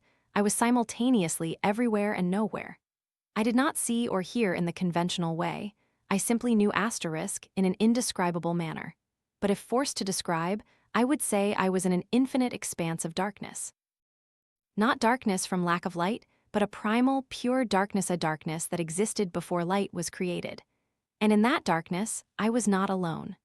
The true Obsidian Serpent was there, not the version that had appeared in Blackwood Forest, but an ancient entity so vast it was immeasurable. It had no specific form, but was a presence that stretched through every corner of the darkness, as if it and the darkness were one. Wikasa, it spoke, not with sound but with thought, echoing in my mind like a tidal wave. You have finally come. I have come to end the cycle, I replied, also with thought, to close the rift. A feeling akin to amusement radiated from the Obsidian Serpent. You still don't understand, do you? You think you are protecting your world from me, but the truth is the opposite. A series of images flooded my mind, not memories, but something older, deeper. I saw the universe when it was young, when darkness was all that existed. And in that darkness, the Obsidian Serpent was not a separate entity, but an inseparable part of reality itself. Then I saw the first light, faint, trembling, but enough to create a small rift in the darkness. And through that rift, a new world began to form, a world of light, of time and space, of matter and energy. Your world is not the original reality, the Obsidian Serpent continued. It is a tiny bubble of light in an endless ocean of darkness, an accident, an anomaly. But it is our world, I countered, and I will protect it. Another feeling from the Obsidian Serpent, almost like sadness. So you are like the Wikasas before you see the truth but refuse to accept it. Other images flooded my mind, the men with my face stretching back through generations. The first Wikasa, who created the original rift to protect the nascent world of light. And then, generation after generation of gatekeepers, each one facing the Obsidian Serpent, each one trying to find a way to completely defeat it. But none of them succeeded, I said, realizing the bitter truth. Because darkness cannot be destroyed, it responded. It is an inseparable part of reality. Now you understand. I am not an invader, Caleb Wikasa. I am the host, returning to reclaim what is mine. A profound understanding spread through me, a cosmic truth no Wikasa before had fully grasped. The rift was not a gateway for the Obsidian Serpent to invade our world. It was a wound in the very fabric of reality, a wound through which our world, the world of light and matter, had escaped from the primal darkness. But if the rift closes completely, I said, understanding slowly clarifying, our world will be cut off from its origin. It will become an independent reality. And if the rift fully expands, the Obsidian Serpent responded, then darkness and light will become one. The boundary between worlds will vanish, and your world will cease to exist as you know it. It will return to its true origin, the Obsidian Serpent corrected. It will be complete. A sense of despair rose within me. The Obsidian Serpent was not evil in a way humans could comprehend. It simply followed its nature, the nature of primal darkness, of the universe's natural state. How could I fight something so fundamental? But then I remembered the faces of Elise, Lynn, Gabriel, and Captain Ironheart. I remembered Harold, Jonas, and Mia, and all who had lived and died in our world of light. Perhaps it was not the universe's original reality, but it was our asterisk world, and it deserved to exist. There is another way, I said, an idea beginning to form in my mind. A way no Wikasa before has considered. The Obsidian Serpent exuded a sense of curiosity. And what is that? Not to close the rift completely, nor to let it expand, I said, but to stabilize it, to create a permanent boundary between light and darkness. A boundary that allows both worlds to coexist, but without encroaching upon each other. And how do you achieve that, final Wikasa? The Obsidian Serpent asked. By becoming that boundary itself, I replied, fully understanding my fate. Wikasa, the one who stands between worlds, not the gatekeeper, as I had thought, but the gate itself. The one who holds the boundary between light and darkness, between matter and void. The Obsidian Serpent radiated a feeling I could only describe as respect. No Wikasa before you has seen so clearly. They always tried to fight, to win. But you understand that this is not a battle that can be won. It is a balance that must be maintained. So, do we have a deal? I asked. I will become the boundary, and you will no longer try to expand the rift. I cannot change my nature, Caleb Wikasa, the Obsidian Serpent replied. I am the darkness. I will always seek to return to the light, but if you become the boundary, I will have to face you every time I try. That is a challenge I accept." "That is enough," I said. With newfound determination, I focused on the moonwood staff in my hand, the Wikasa artifact created from the wood of the world tree, connecting the realms of reality. And in my other hand, the obsidian knife, crafted from the very eye of the Obsidian Serpent, its only vulnerable part. "I, Caleb Wikasa, the last in my lineage, accept my destiny," I said, my voice echoing through the infinite darkness. "I become the boundary between light and darkness, between matter and void. I am the one who stands between worlds." I plunged the obsidian knife into my heart, feeling not pain but a release. My blood, the blood of the Wikasa, passed down through generations from the first Gatekeeper, poured out, not red, but shimmering silver like moonlight. And as my blood touched the darkness, a miracle occurred. It was not absorbed or swallowed, but formed a network of silver light that spread throughout the infinite darkness, creating a vascular-like structure connecting every point of darkness to the rift. "The boundary," the Obsidian Serpent whispered, its voice almost astonished. "You are truly doing it." I felt myself changing, no longer a human with a physical body but something else. A network of consciousness stretched across the boundary between worlds, connecting light and darkness in a fragile but sustainable balance. And as the transformation completed, I sensed not with eyes or ears, but with my entire new being, the rift stabilizing, no longer expanding, no longer threatening to swallow the world of light, but also not closing completely, not severing the world from its origin. A balance had been achieved, but the process didn't end there. I felt myself being pulled back, not into my physical body, but towards the rift, towards the world of light. And as I moved, I carried a part of the darkness with me. Not as an invader, but as a guardian, an indispensable part of the new balance. I opened my eyes, not the two eyes of a human, but the countless eyes of the boundary network, and found myself returning to Blackwood Forest. But not the Blackwood Forest I knew. This was a different version, one that lay between the world of light and darkness. A version that existed at the very boundary I had become.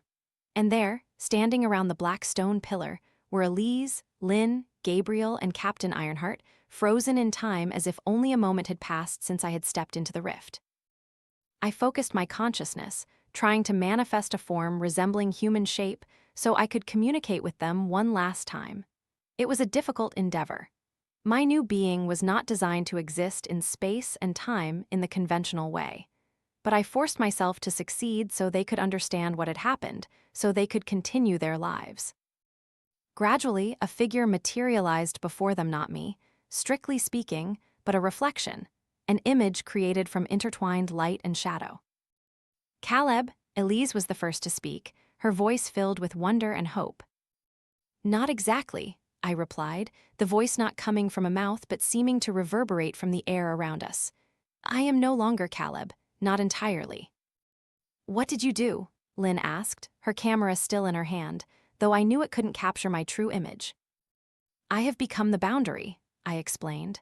Not closing the rift completely, nor allowing it to expand, but stabilizing it, creating a balance between light and darkness. "Are you in pain?" Gabriel asked. His multicolored eyes pierced through my form, perhaps the only one who truly saw what I was. "No," I replied. "Not pain, just different. I am no longer human, but I am still me in a way."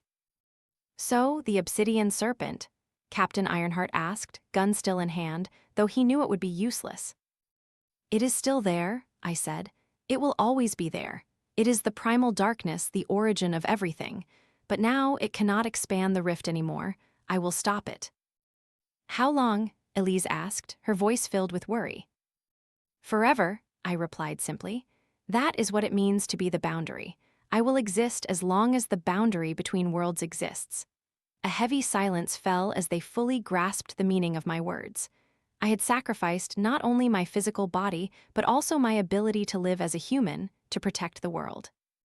"You must go," I said, feeling the strength to maintain this form waning. "Blackwood Forest will change. It will become part of the boundary, a place where light and darkness meet, no longer safe for humans." "What about the others?" Lynn asked, clearly thinking of Jonas, Mia, and the other missing people. "Those who were captured by it, they will be freed," I replied. "Not to return as they were, but they will no longer be in pain.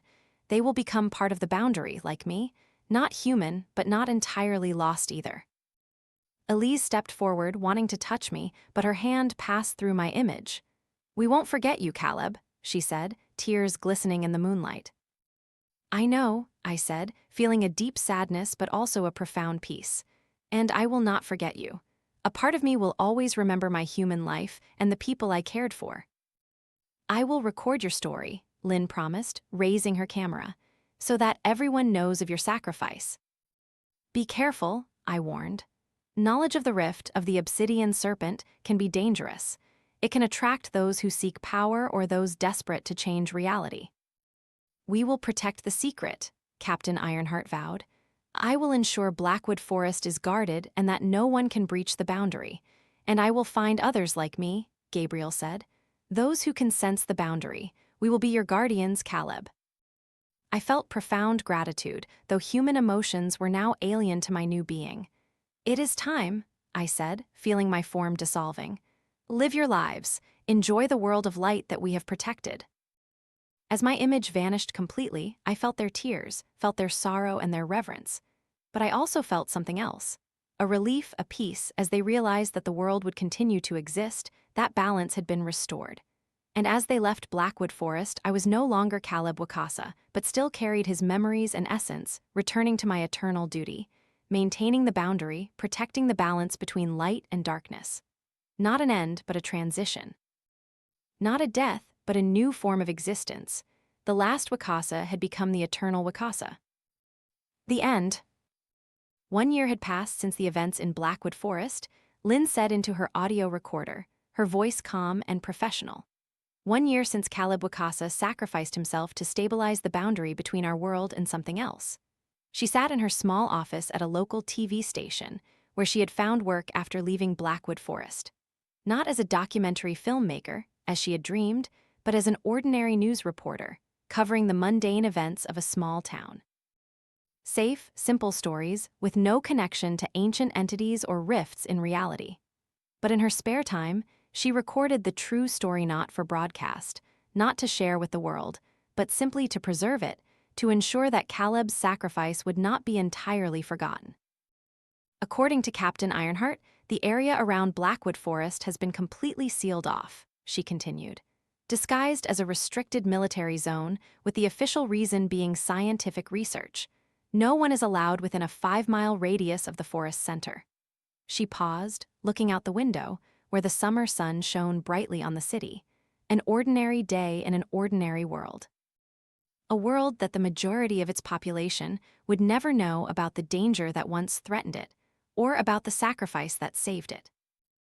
"Elise has returned to work at the hospital," she continued, "but no longer in the emergency department. She's moved into psychology, specializing in trauma and grief. I think she's trying to understand what we went through and perhaps to help others cope with unexplainable losses." She paused again, feeling a lump in her throat. Even after a year, the memories were still too vivid, too painful. "Gabriel continues to search for others like him, those who can sense the boundary. He calls them seers. So far, he has found 3, an elderly woman in Arizona, a young boy in Maine, and a middle-aged sailor in Alaska. All describe similar dreams of a network of silver light stretching through endless darkness and of a young man with a scar on his ankle." Lynn opened her desk drawer, taking out an old photograph, the only surviving picture of the original expedition team, taken before they entered Blackwood Forest. Caleb stood in the middle, tall and lean, with a serious smile and intelligent eyes. Beside him were Jonas, Mia, Harold, Elise, and herself, all unaware of the fate that awaited them. "As for myself," she said, her voice softer, "I no longer hold a camera, at least not professionally. I can't. Every time I look through the lens, I see those images again, the Obsidian Serpent, the rift, the glowing red eyes. Instead, I write. Not about what happened, as Captain Ironheart said, that knowledge is too dangerous to share publicly. But I write stories, disguised as science fiction, about boundaries between worlds and their guardians." She looked back at the photograph, her finger tracing Caleb's face. "Sometimes I wonder if he's still conscious of himself, if he still remembers his human life, remembers us. Gabriel says yes, that he can feel Caleb in his dreams. A presence guarding the boundary, still carrying human memories and emotions. I want to believe that. A knock on the door interrupted her thoughts. Lynn turned off her audio recorder and quickly put the photo back in the drawer. "Come in," she called, her voice returning to normal. The door opened, and Captain Ironheart walked in, not in uniform, but in a formal gray suit. He had left the military 6 months ago, moving to work for a secretive government agency specializing in anomalous phenomena. An agency that, as he had told Lynn, had been formed just weeks after the Blackwood Forest incident. "Lynn," he nodded in greeting, "thanks for making time to see me." "No problem," she replied. "Are you here for work or about the other thing?" "Both," Captain Ironheart said, sitting in the chair opposite her desk. "We've discovered something at Blackwood Forest, or more accurately, around it." Lynn felt a familiar chill run down her spine. "The rift, is it widening again?" "No," he replied. "The boundary is still stable. Caleb did that, but there are residual effects. Ripples, small areas where the boundary is thinner," he explained. "Not true rifts, but ripples, if you understand what I mean. And they're not just limited to Blackwood Forest, they're appearing elsewhere." "Where?" Lynn asked, feeling a familiar anxiety. "Places with a history of strange occurrences," Captain Ironheart replied. "Ancient forests, deep caves, mysterious lakes. Places that in folklore have always been considered haunted or magical. And what do you think they are?" "I think," he said, choosing his words carefully, "that the boundary Caleb created isn't just limited to Blackwood Forest. It spans the entire world, connecting places where the fabric of reality is already thin, creating a network, like what Gabriel described." "The network of silver light," Lynn whispered. "Exactly," Captain Ironheart nodded. "And we need to monitor those places to ensure that nothing leaks through." "And what do you want me to do?" Lynn asked, though she already knew the answer. "We're forming a team," he said. "People who have had contact with the boundary. People who understand the other side. Elise has agreed, Gabriel has too, and we want you to join." "As what? I'm not a doctor like Elise or a psychic like Gabriel." "As the chronicler," he replied. "The one who records everything, the keeper of history. That was your role in the original expedition, and that is your role now." Lynn was silent for a moment, considering the offer. A part of her wanted to refuse, wanted to continue the normal life she had tried to build after the Blackwood Forest incident. But another part, the part that had seen the Obsidian Serpent, the part that had witnessed Caleb's sacrifice, knew she couldn't refuse. "I'll do it," she finally said, "for Caleb." "For Caleb," Captain Ironheart agreed, "and for all the others we've lost." After Captain Ironheart left, Lynn sat alone in her office, thinking about the path ahead. A new path, not the documentary filmmaker she had dreamed of, but the chronicler of cosmic secrets, the keeper of knowledge about the boundary between worlds. She retrieved the photograph from the drawer, looking at Caleb's face one more time. "We won't forget you," she whispered, "and we will continue your work." With renewed determination, she turned her audio recorder back on. Final note: tonight I will dream of a network of silver light stretching through endless darkness, and in that network I will search for the trace of a lost friend. Not to bring him back, that is impossible, but to tell him that we are still going on, that his sacrifice had meaning, that the world still turns, the light still shines, thanks to what he did. She turned off the audio recorder and stood up, looking out the window again. The sun was still shining. People were still walking on the streets. Life went on as usual. But now she knew that behind that ordinary light was a boundary. A boundary created by sacrifice, maintained by a man who was no longer human. And she wondered, not for the first time, if sometimes, when night fell and the world grew quiet, Caleb Wikasa, or whatever still carried his memories, looked down and felt satisfied with what he had done. She hoped so. In the infinite space between light and darkness, the entity that was once Caleb Wikasa observed not with eyes or ears, but with his entire being. A network of consciousness stretched across the boundary between worlds. He felt them: Lynn, Elise, Gabriel, and Captain Ironheart. Felt their determination, their courage. And though he no longer experienced emotions in the way humans understood them, something akin to pride and contentment rippled through the silver light network. They would continue his work. They would guard the boundary from the outside, while he guarded it from within. They would ensure that his sacrifice was not in vain. And on the other side of the boundary, deep in the endless darkness, the Obsidian Serpent still watched, still waited. It would always be there, always seeking to return to the light, to the world it believed belonged to it. But now it had to face Caleb, not a frail human, but the boundary itself, an entity that belonged both to light and darkness, and thus could not be destroyed by either. A balance had been achieved, a fragile but sustainable balance. And in that new balance, Caleb Wikasa, no longer human but still carrying his memories and essence, continued his vigil, continued his protection. Not an end, but a transition. Not a death, but a new form of existence. The last Wikasa had become the eternal Wikasa. "Do you believe in monsters?" That was the first question the boy asked me as I sat down by his hospital bed. Michael Redwing, 8 years old, suffered from a strange illness that no doctor could diagnose. He was thin, with pale skin and eyes too old for his age eyes that had seen things no child should see. "I'm Dr. Elise Morn," I introduced myself, not answering his question immediately. "I'm here to talk to you about your dreams." Michael looked at me intently, assessing me in the way children often do, directly and without pretense. "And you're not like the other doctors," he finally said. "I'm not an ordinary doctor," I admitted. "I specialize in special dreams like yours." "Mine?" he asked, a flicker of hope in his tired eyes. "Perhaps," I replied. "Can you tell me about them?" Michael hesitated for a moment, looking around the empty hospital room as if checking for eavesdroppers, then lowered his voice to a whisper. "I dream of a man made of silver light," he said. "He has no face, just light, and he's holding back the darkness." I felt a familiar chill run down my spine, but kept my professional composure. "What kind of darkness?" "Not ordinary darkness," Michael shook his head. "It's alive and it's hungry, it wants to swallow everything. But the light man won't let it. He's the boundary." "The boundary?" I repeated, feeling my heart pound faster. 5 years had passed since the events in Blackwood Forest. 5 years since Caleb Wikasa sacrificed himself to become the boundary between light and darkness.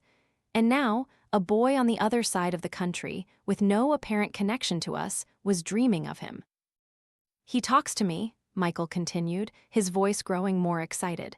"He says I'm a seer, that I can see the boundary and that there are others like me." "Did he say anything about those others?"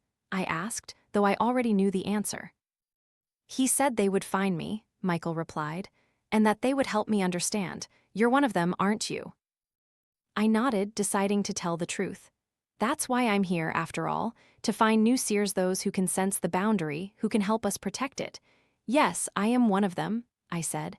"Though I'm not a seer like you. I'm a healer. I help those who have been harmed by the darkness." "Like me?" he asked, and I realized that beneath his calm exterior, the boy was afraid. "You're not harmed by the darkness, Michael," I said, choosing my words carefully. "You're being affected by the boundary. That's why you're sick. Your body is trying to adjust to a new kind of perception." "Will I die?" he asked directly, with the frankness only children possess. "No," I said with absolute certainty. "Not if I can help it, and I have friends who can help too, especially someone named Gabriel. He's like you, a seer, and he's not sick." "Not anymore," I replied. "He learned to control it, and he can teach you." Michael fell silent, clearly pondering what I had just said. I gave him time to digest the information. Working with children always required patience, especially when dealing with complex issues like the boundary between worlds. "Can he help me understand the other dreams?" he finally asked. "The other dreams?" "About the trees," he said. "The trees in the forest, they're dead." I felt another chill. Blackwood Forest, the distorted trees, bent into unnatural shapes as if they had died in excruciating pain. "You dream of Blackwood Forest?" I asked, not a question. Michael nodded, eyes wide. "You know about it." "I was there," I said simply. "With the light man," Michael said, "before he became light." "Yes, his name is Caleb Wikasa." "I know," Michael said, surprising me. "He told me. He said I needed to remember that name, that it was important." "It is very important," I agreed. Caleb was the last in the Wikasa lineage, the guardians of the boundary. He sacrificed himself to prevent the Obsidian Serpent from overflowing into our world. The serpent, Michael whispered, curling up. I see it in my dreams. It looks at me with all those red eyes. I felt a surge of alarm. The Obsidian Serpent should not be able to communicate with our world, not with the boundary stabilized. Unless, I said, trying to keep my voice calm, when did you start having these dreams? After the accident, he replied, when I fell into the cave. What caves? In the forest near my house, he explained. There's a cave no one is allowed to go into, but my friend and I found it. We went exploring and I fell into a deep hole. I passed out, and when I woke up, everything was different. A rift. One of the ripples Captain Ironheart had described 5 years ago. Places where the boundary was thin, deep caves, ancient forests, mysterious lakes, places that, in folklore, had always been considered haunted or magical. Michael, I need you to listen to me carefully, I said, taking his hand. What I'm about to tell you might sound scary, but I promise we will protect you. You accidentally found one of those places where the boundary is thin, a place where our world and something else are closer. And when you fell, you touched the boundary. That's why you can see things others can't. That's why you dream of Caleb and the Obsidian Serpent. Michael nodded slowly, and I realized he wasn't surprised. I already knew, he said. I felt it when I touched the cave, like there was a thin membrane between me and something else, and I almost broke through it. But you didn't break through, I emphasized. You're still here, in our world, and we will help you understand what you're experiencing. How? We have a place, I said. A safe place for people like you, where you can learn to control your abilities and where you can help us monitor the boundary. Monitor it for what? To ensure it remains stable, I replied. To ensure Caleb's sacrifice was not in vain. Michael was silent for a while, clearly thinking deeply. Finally, he looked up at me, his eyes lighting up with a new determination. I'll help, he said. I want to help the light man. Caleb, I gently corrected. Caleb, Michael repeated, the name sounding solemn on his lips. I want to help Caleb protect us from the darkness. I smiled, feeling a renewed sense of hope. Michael was the 12th seer we had found in the past 5 years. 12 people who could sense the boundary, who could see Caleb in their dreams, who could warn us if the Obsidian Serpent tried to break the fragile balance. We'll take you to a safe place, I said, and we'll help you understand your abilities. And the nightmares, he asked, his voice softer, will they go away? Not completely, I said, deciding to tell the truth. They're part of your ability, but you will learn to control them. You will learn to look into the darkness without fear. Michael nodded, clearly not entirely reassured, but willing to trust me. Will you be there? I will be there, I promised. And so will my friends, Gabriel the seer, Lynn the chronicler, and Captain Ironheart the warrior. We will protect you. Like a family, he asked, and I realized that behind all his strength and special abilities, he was still just a lonely, scared 8-year-old boy. Yes, Michael, I said, squeezing his hand, like a family. The Blackwood Paranormal Research Center. That was its official, publicly declared name. A government-funded scientific research facility located in rural Montana, specializing in anomalous phenomena. But to those on the inside, it had another name, the Boundary Station.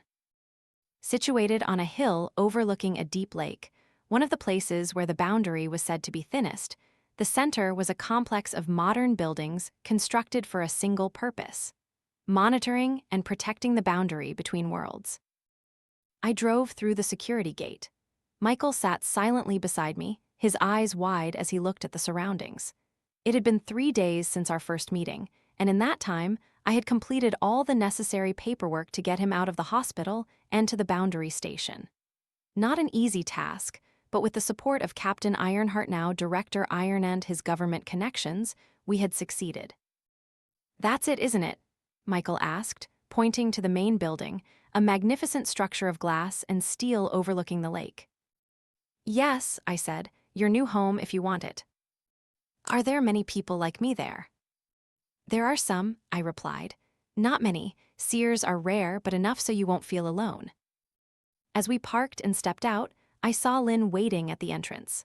5 years had changed her. Her long black hair was now streaked with gray, and there were new wrinkles around her dark eyes. But she still had the determination and strength I had known from Blackwood Forest.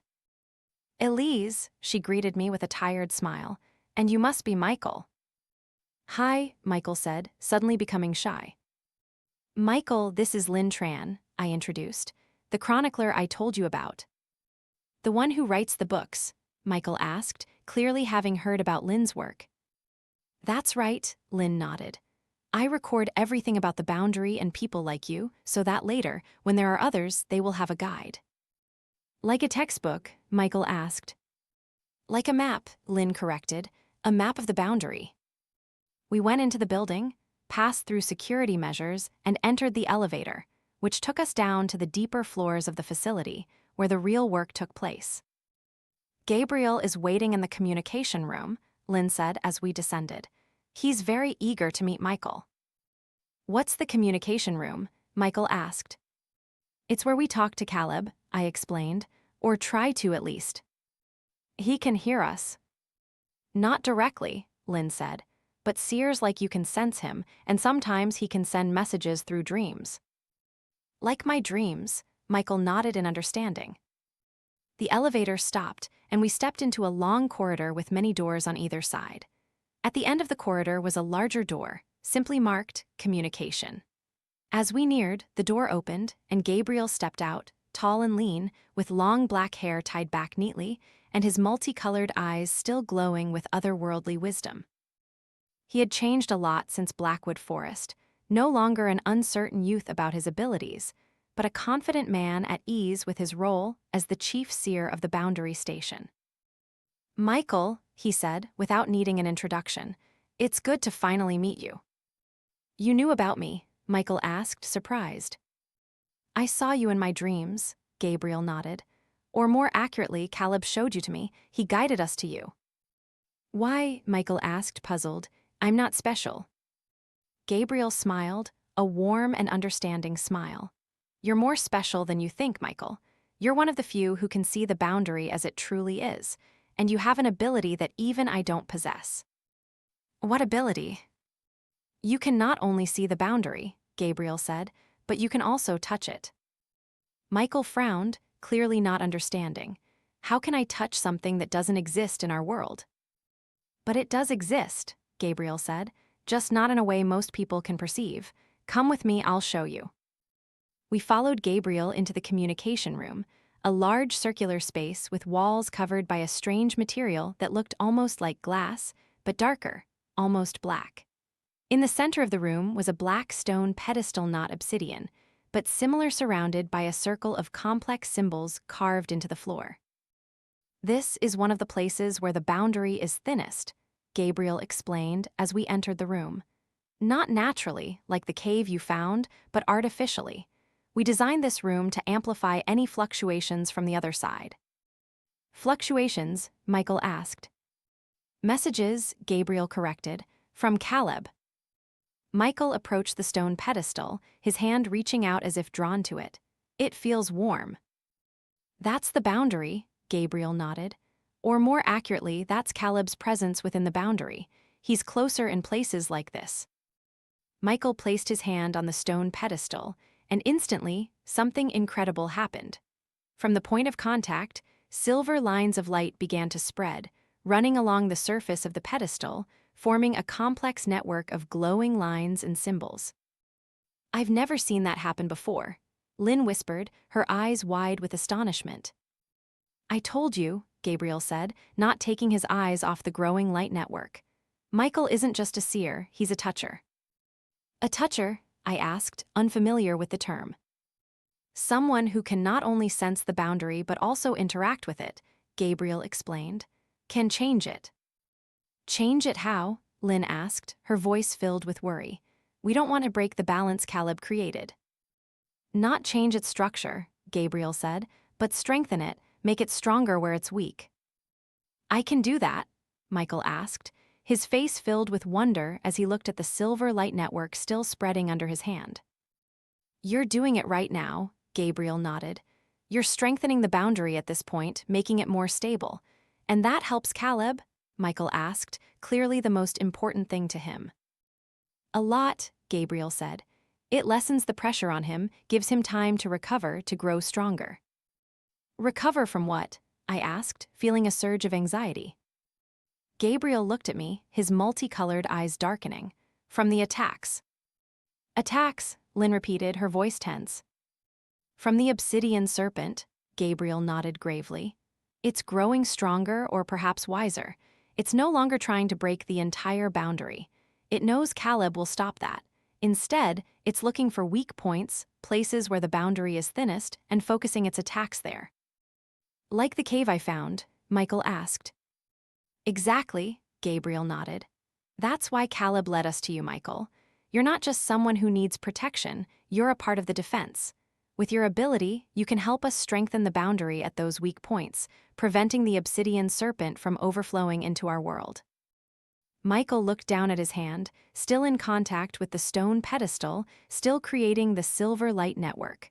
I'll help, he said, with a surprising determination for an 8-year-old. I'll help Caleb protect the boundary. I looked at the small, thin but determined boy and felt a new sense of hope. Perhaps with Michael and the others, we could not only maintain the boundary but also strengthen it. Perhaps we could lessen the burden on Caleb, giving him the strength to continue his eternal vigil. Welcome to the boundary station, Michael, I said, placing a hand on his shoulder. Welcome to the family. In the infinite space between light and darkness, the entity that was once Caleb Wikasa sensed the change. A new source of strength, a new foothold in his endless war against the Obsidian Serpent. Michael Redwing, the first toucher in generations. A child with the ability not only to see the boundary but to strengthen it, to make it stronger where it was weakest. And with Michael's arrival, a new possibility opened up, not just maintaining the boundary, but expanding it. Not to allow darkness to spill into the light, but to create more space for light to grow, to extend the reach of the human world to push back the darkness. A new balance was forming, a new boundary was being created. And in that new balance, Caleb Wikasa, no longer human but still carrying his memories and essence, felt something akin to hope. Not an end, but a new beginning. Not a futile sacrifice, but a purposeful transition. The last Wikasa had become the first Wikasa of a new era.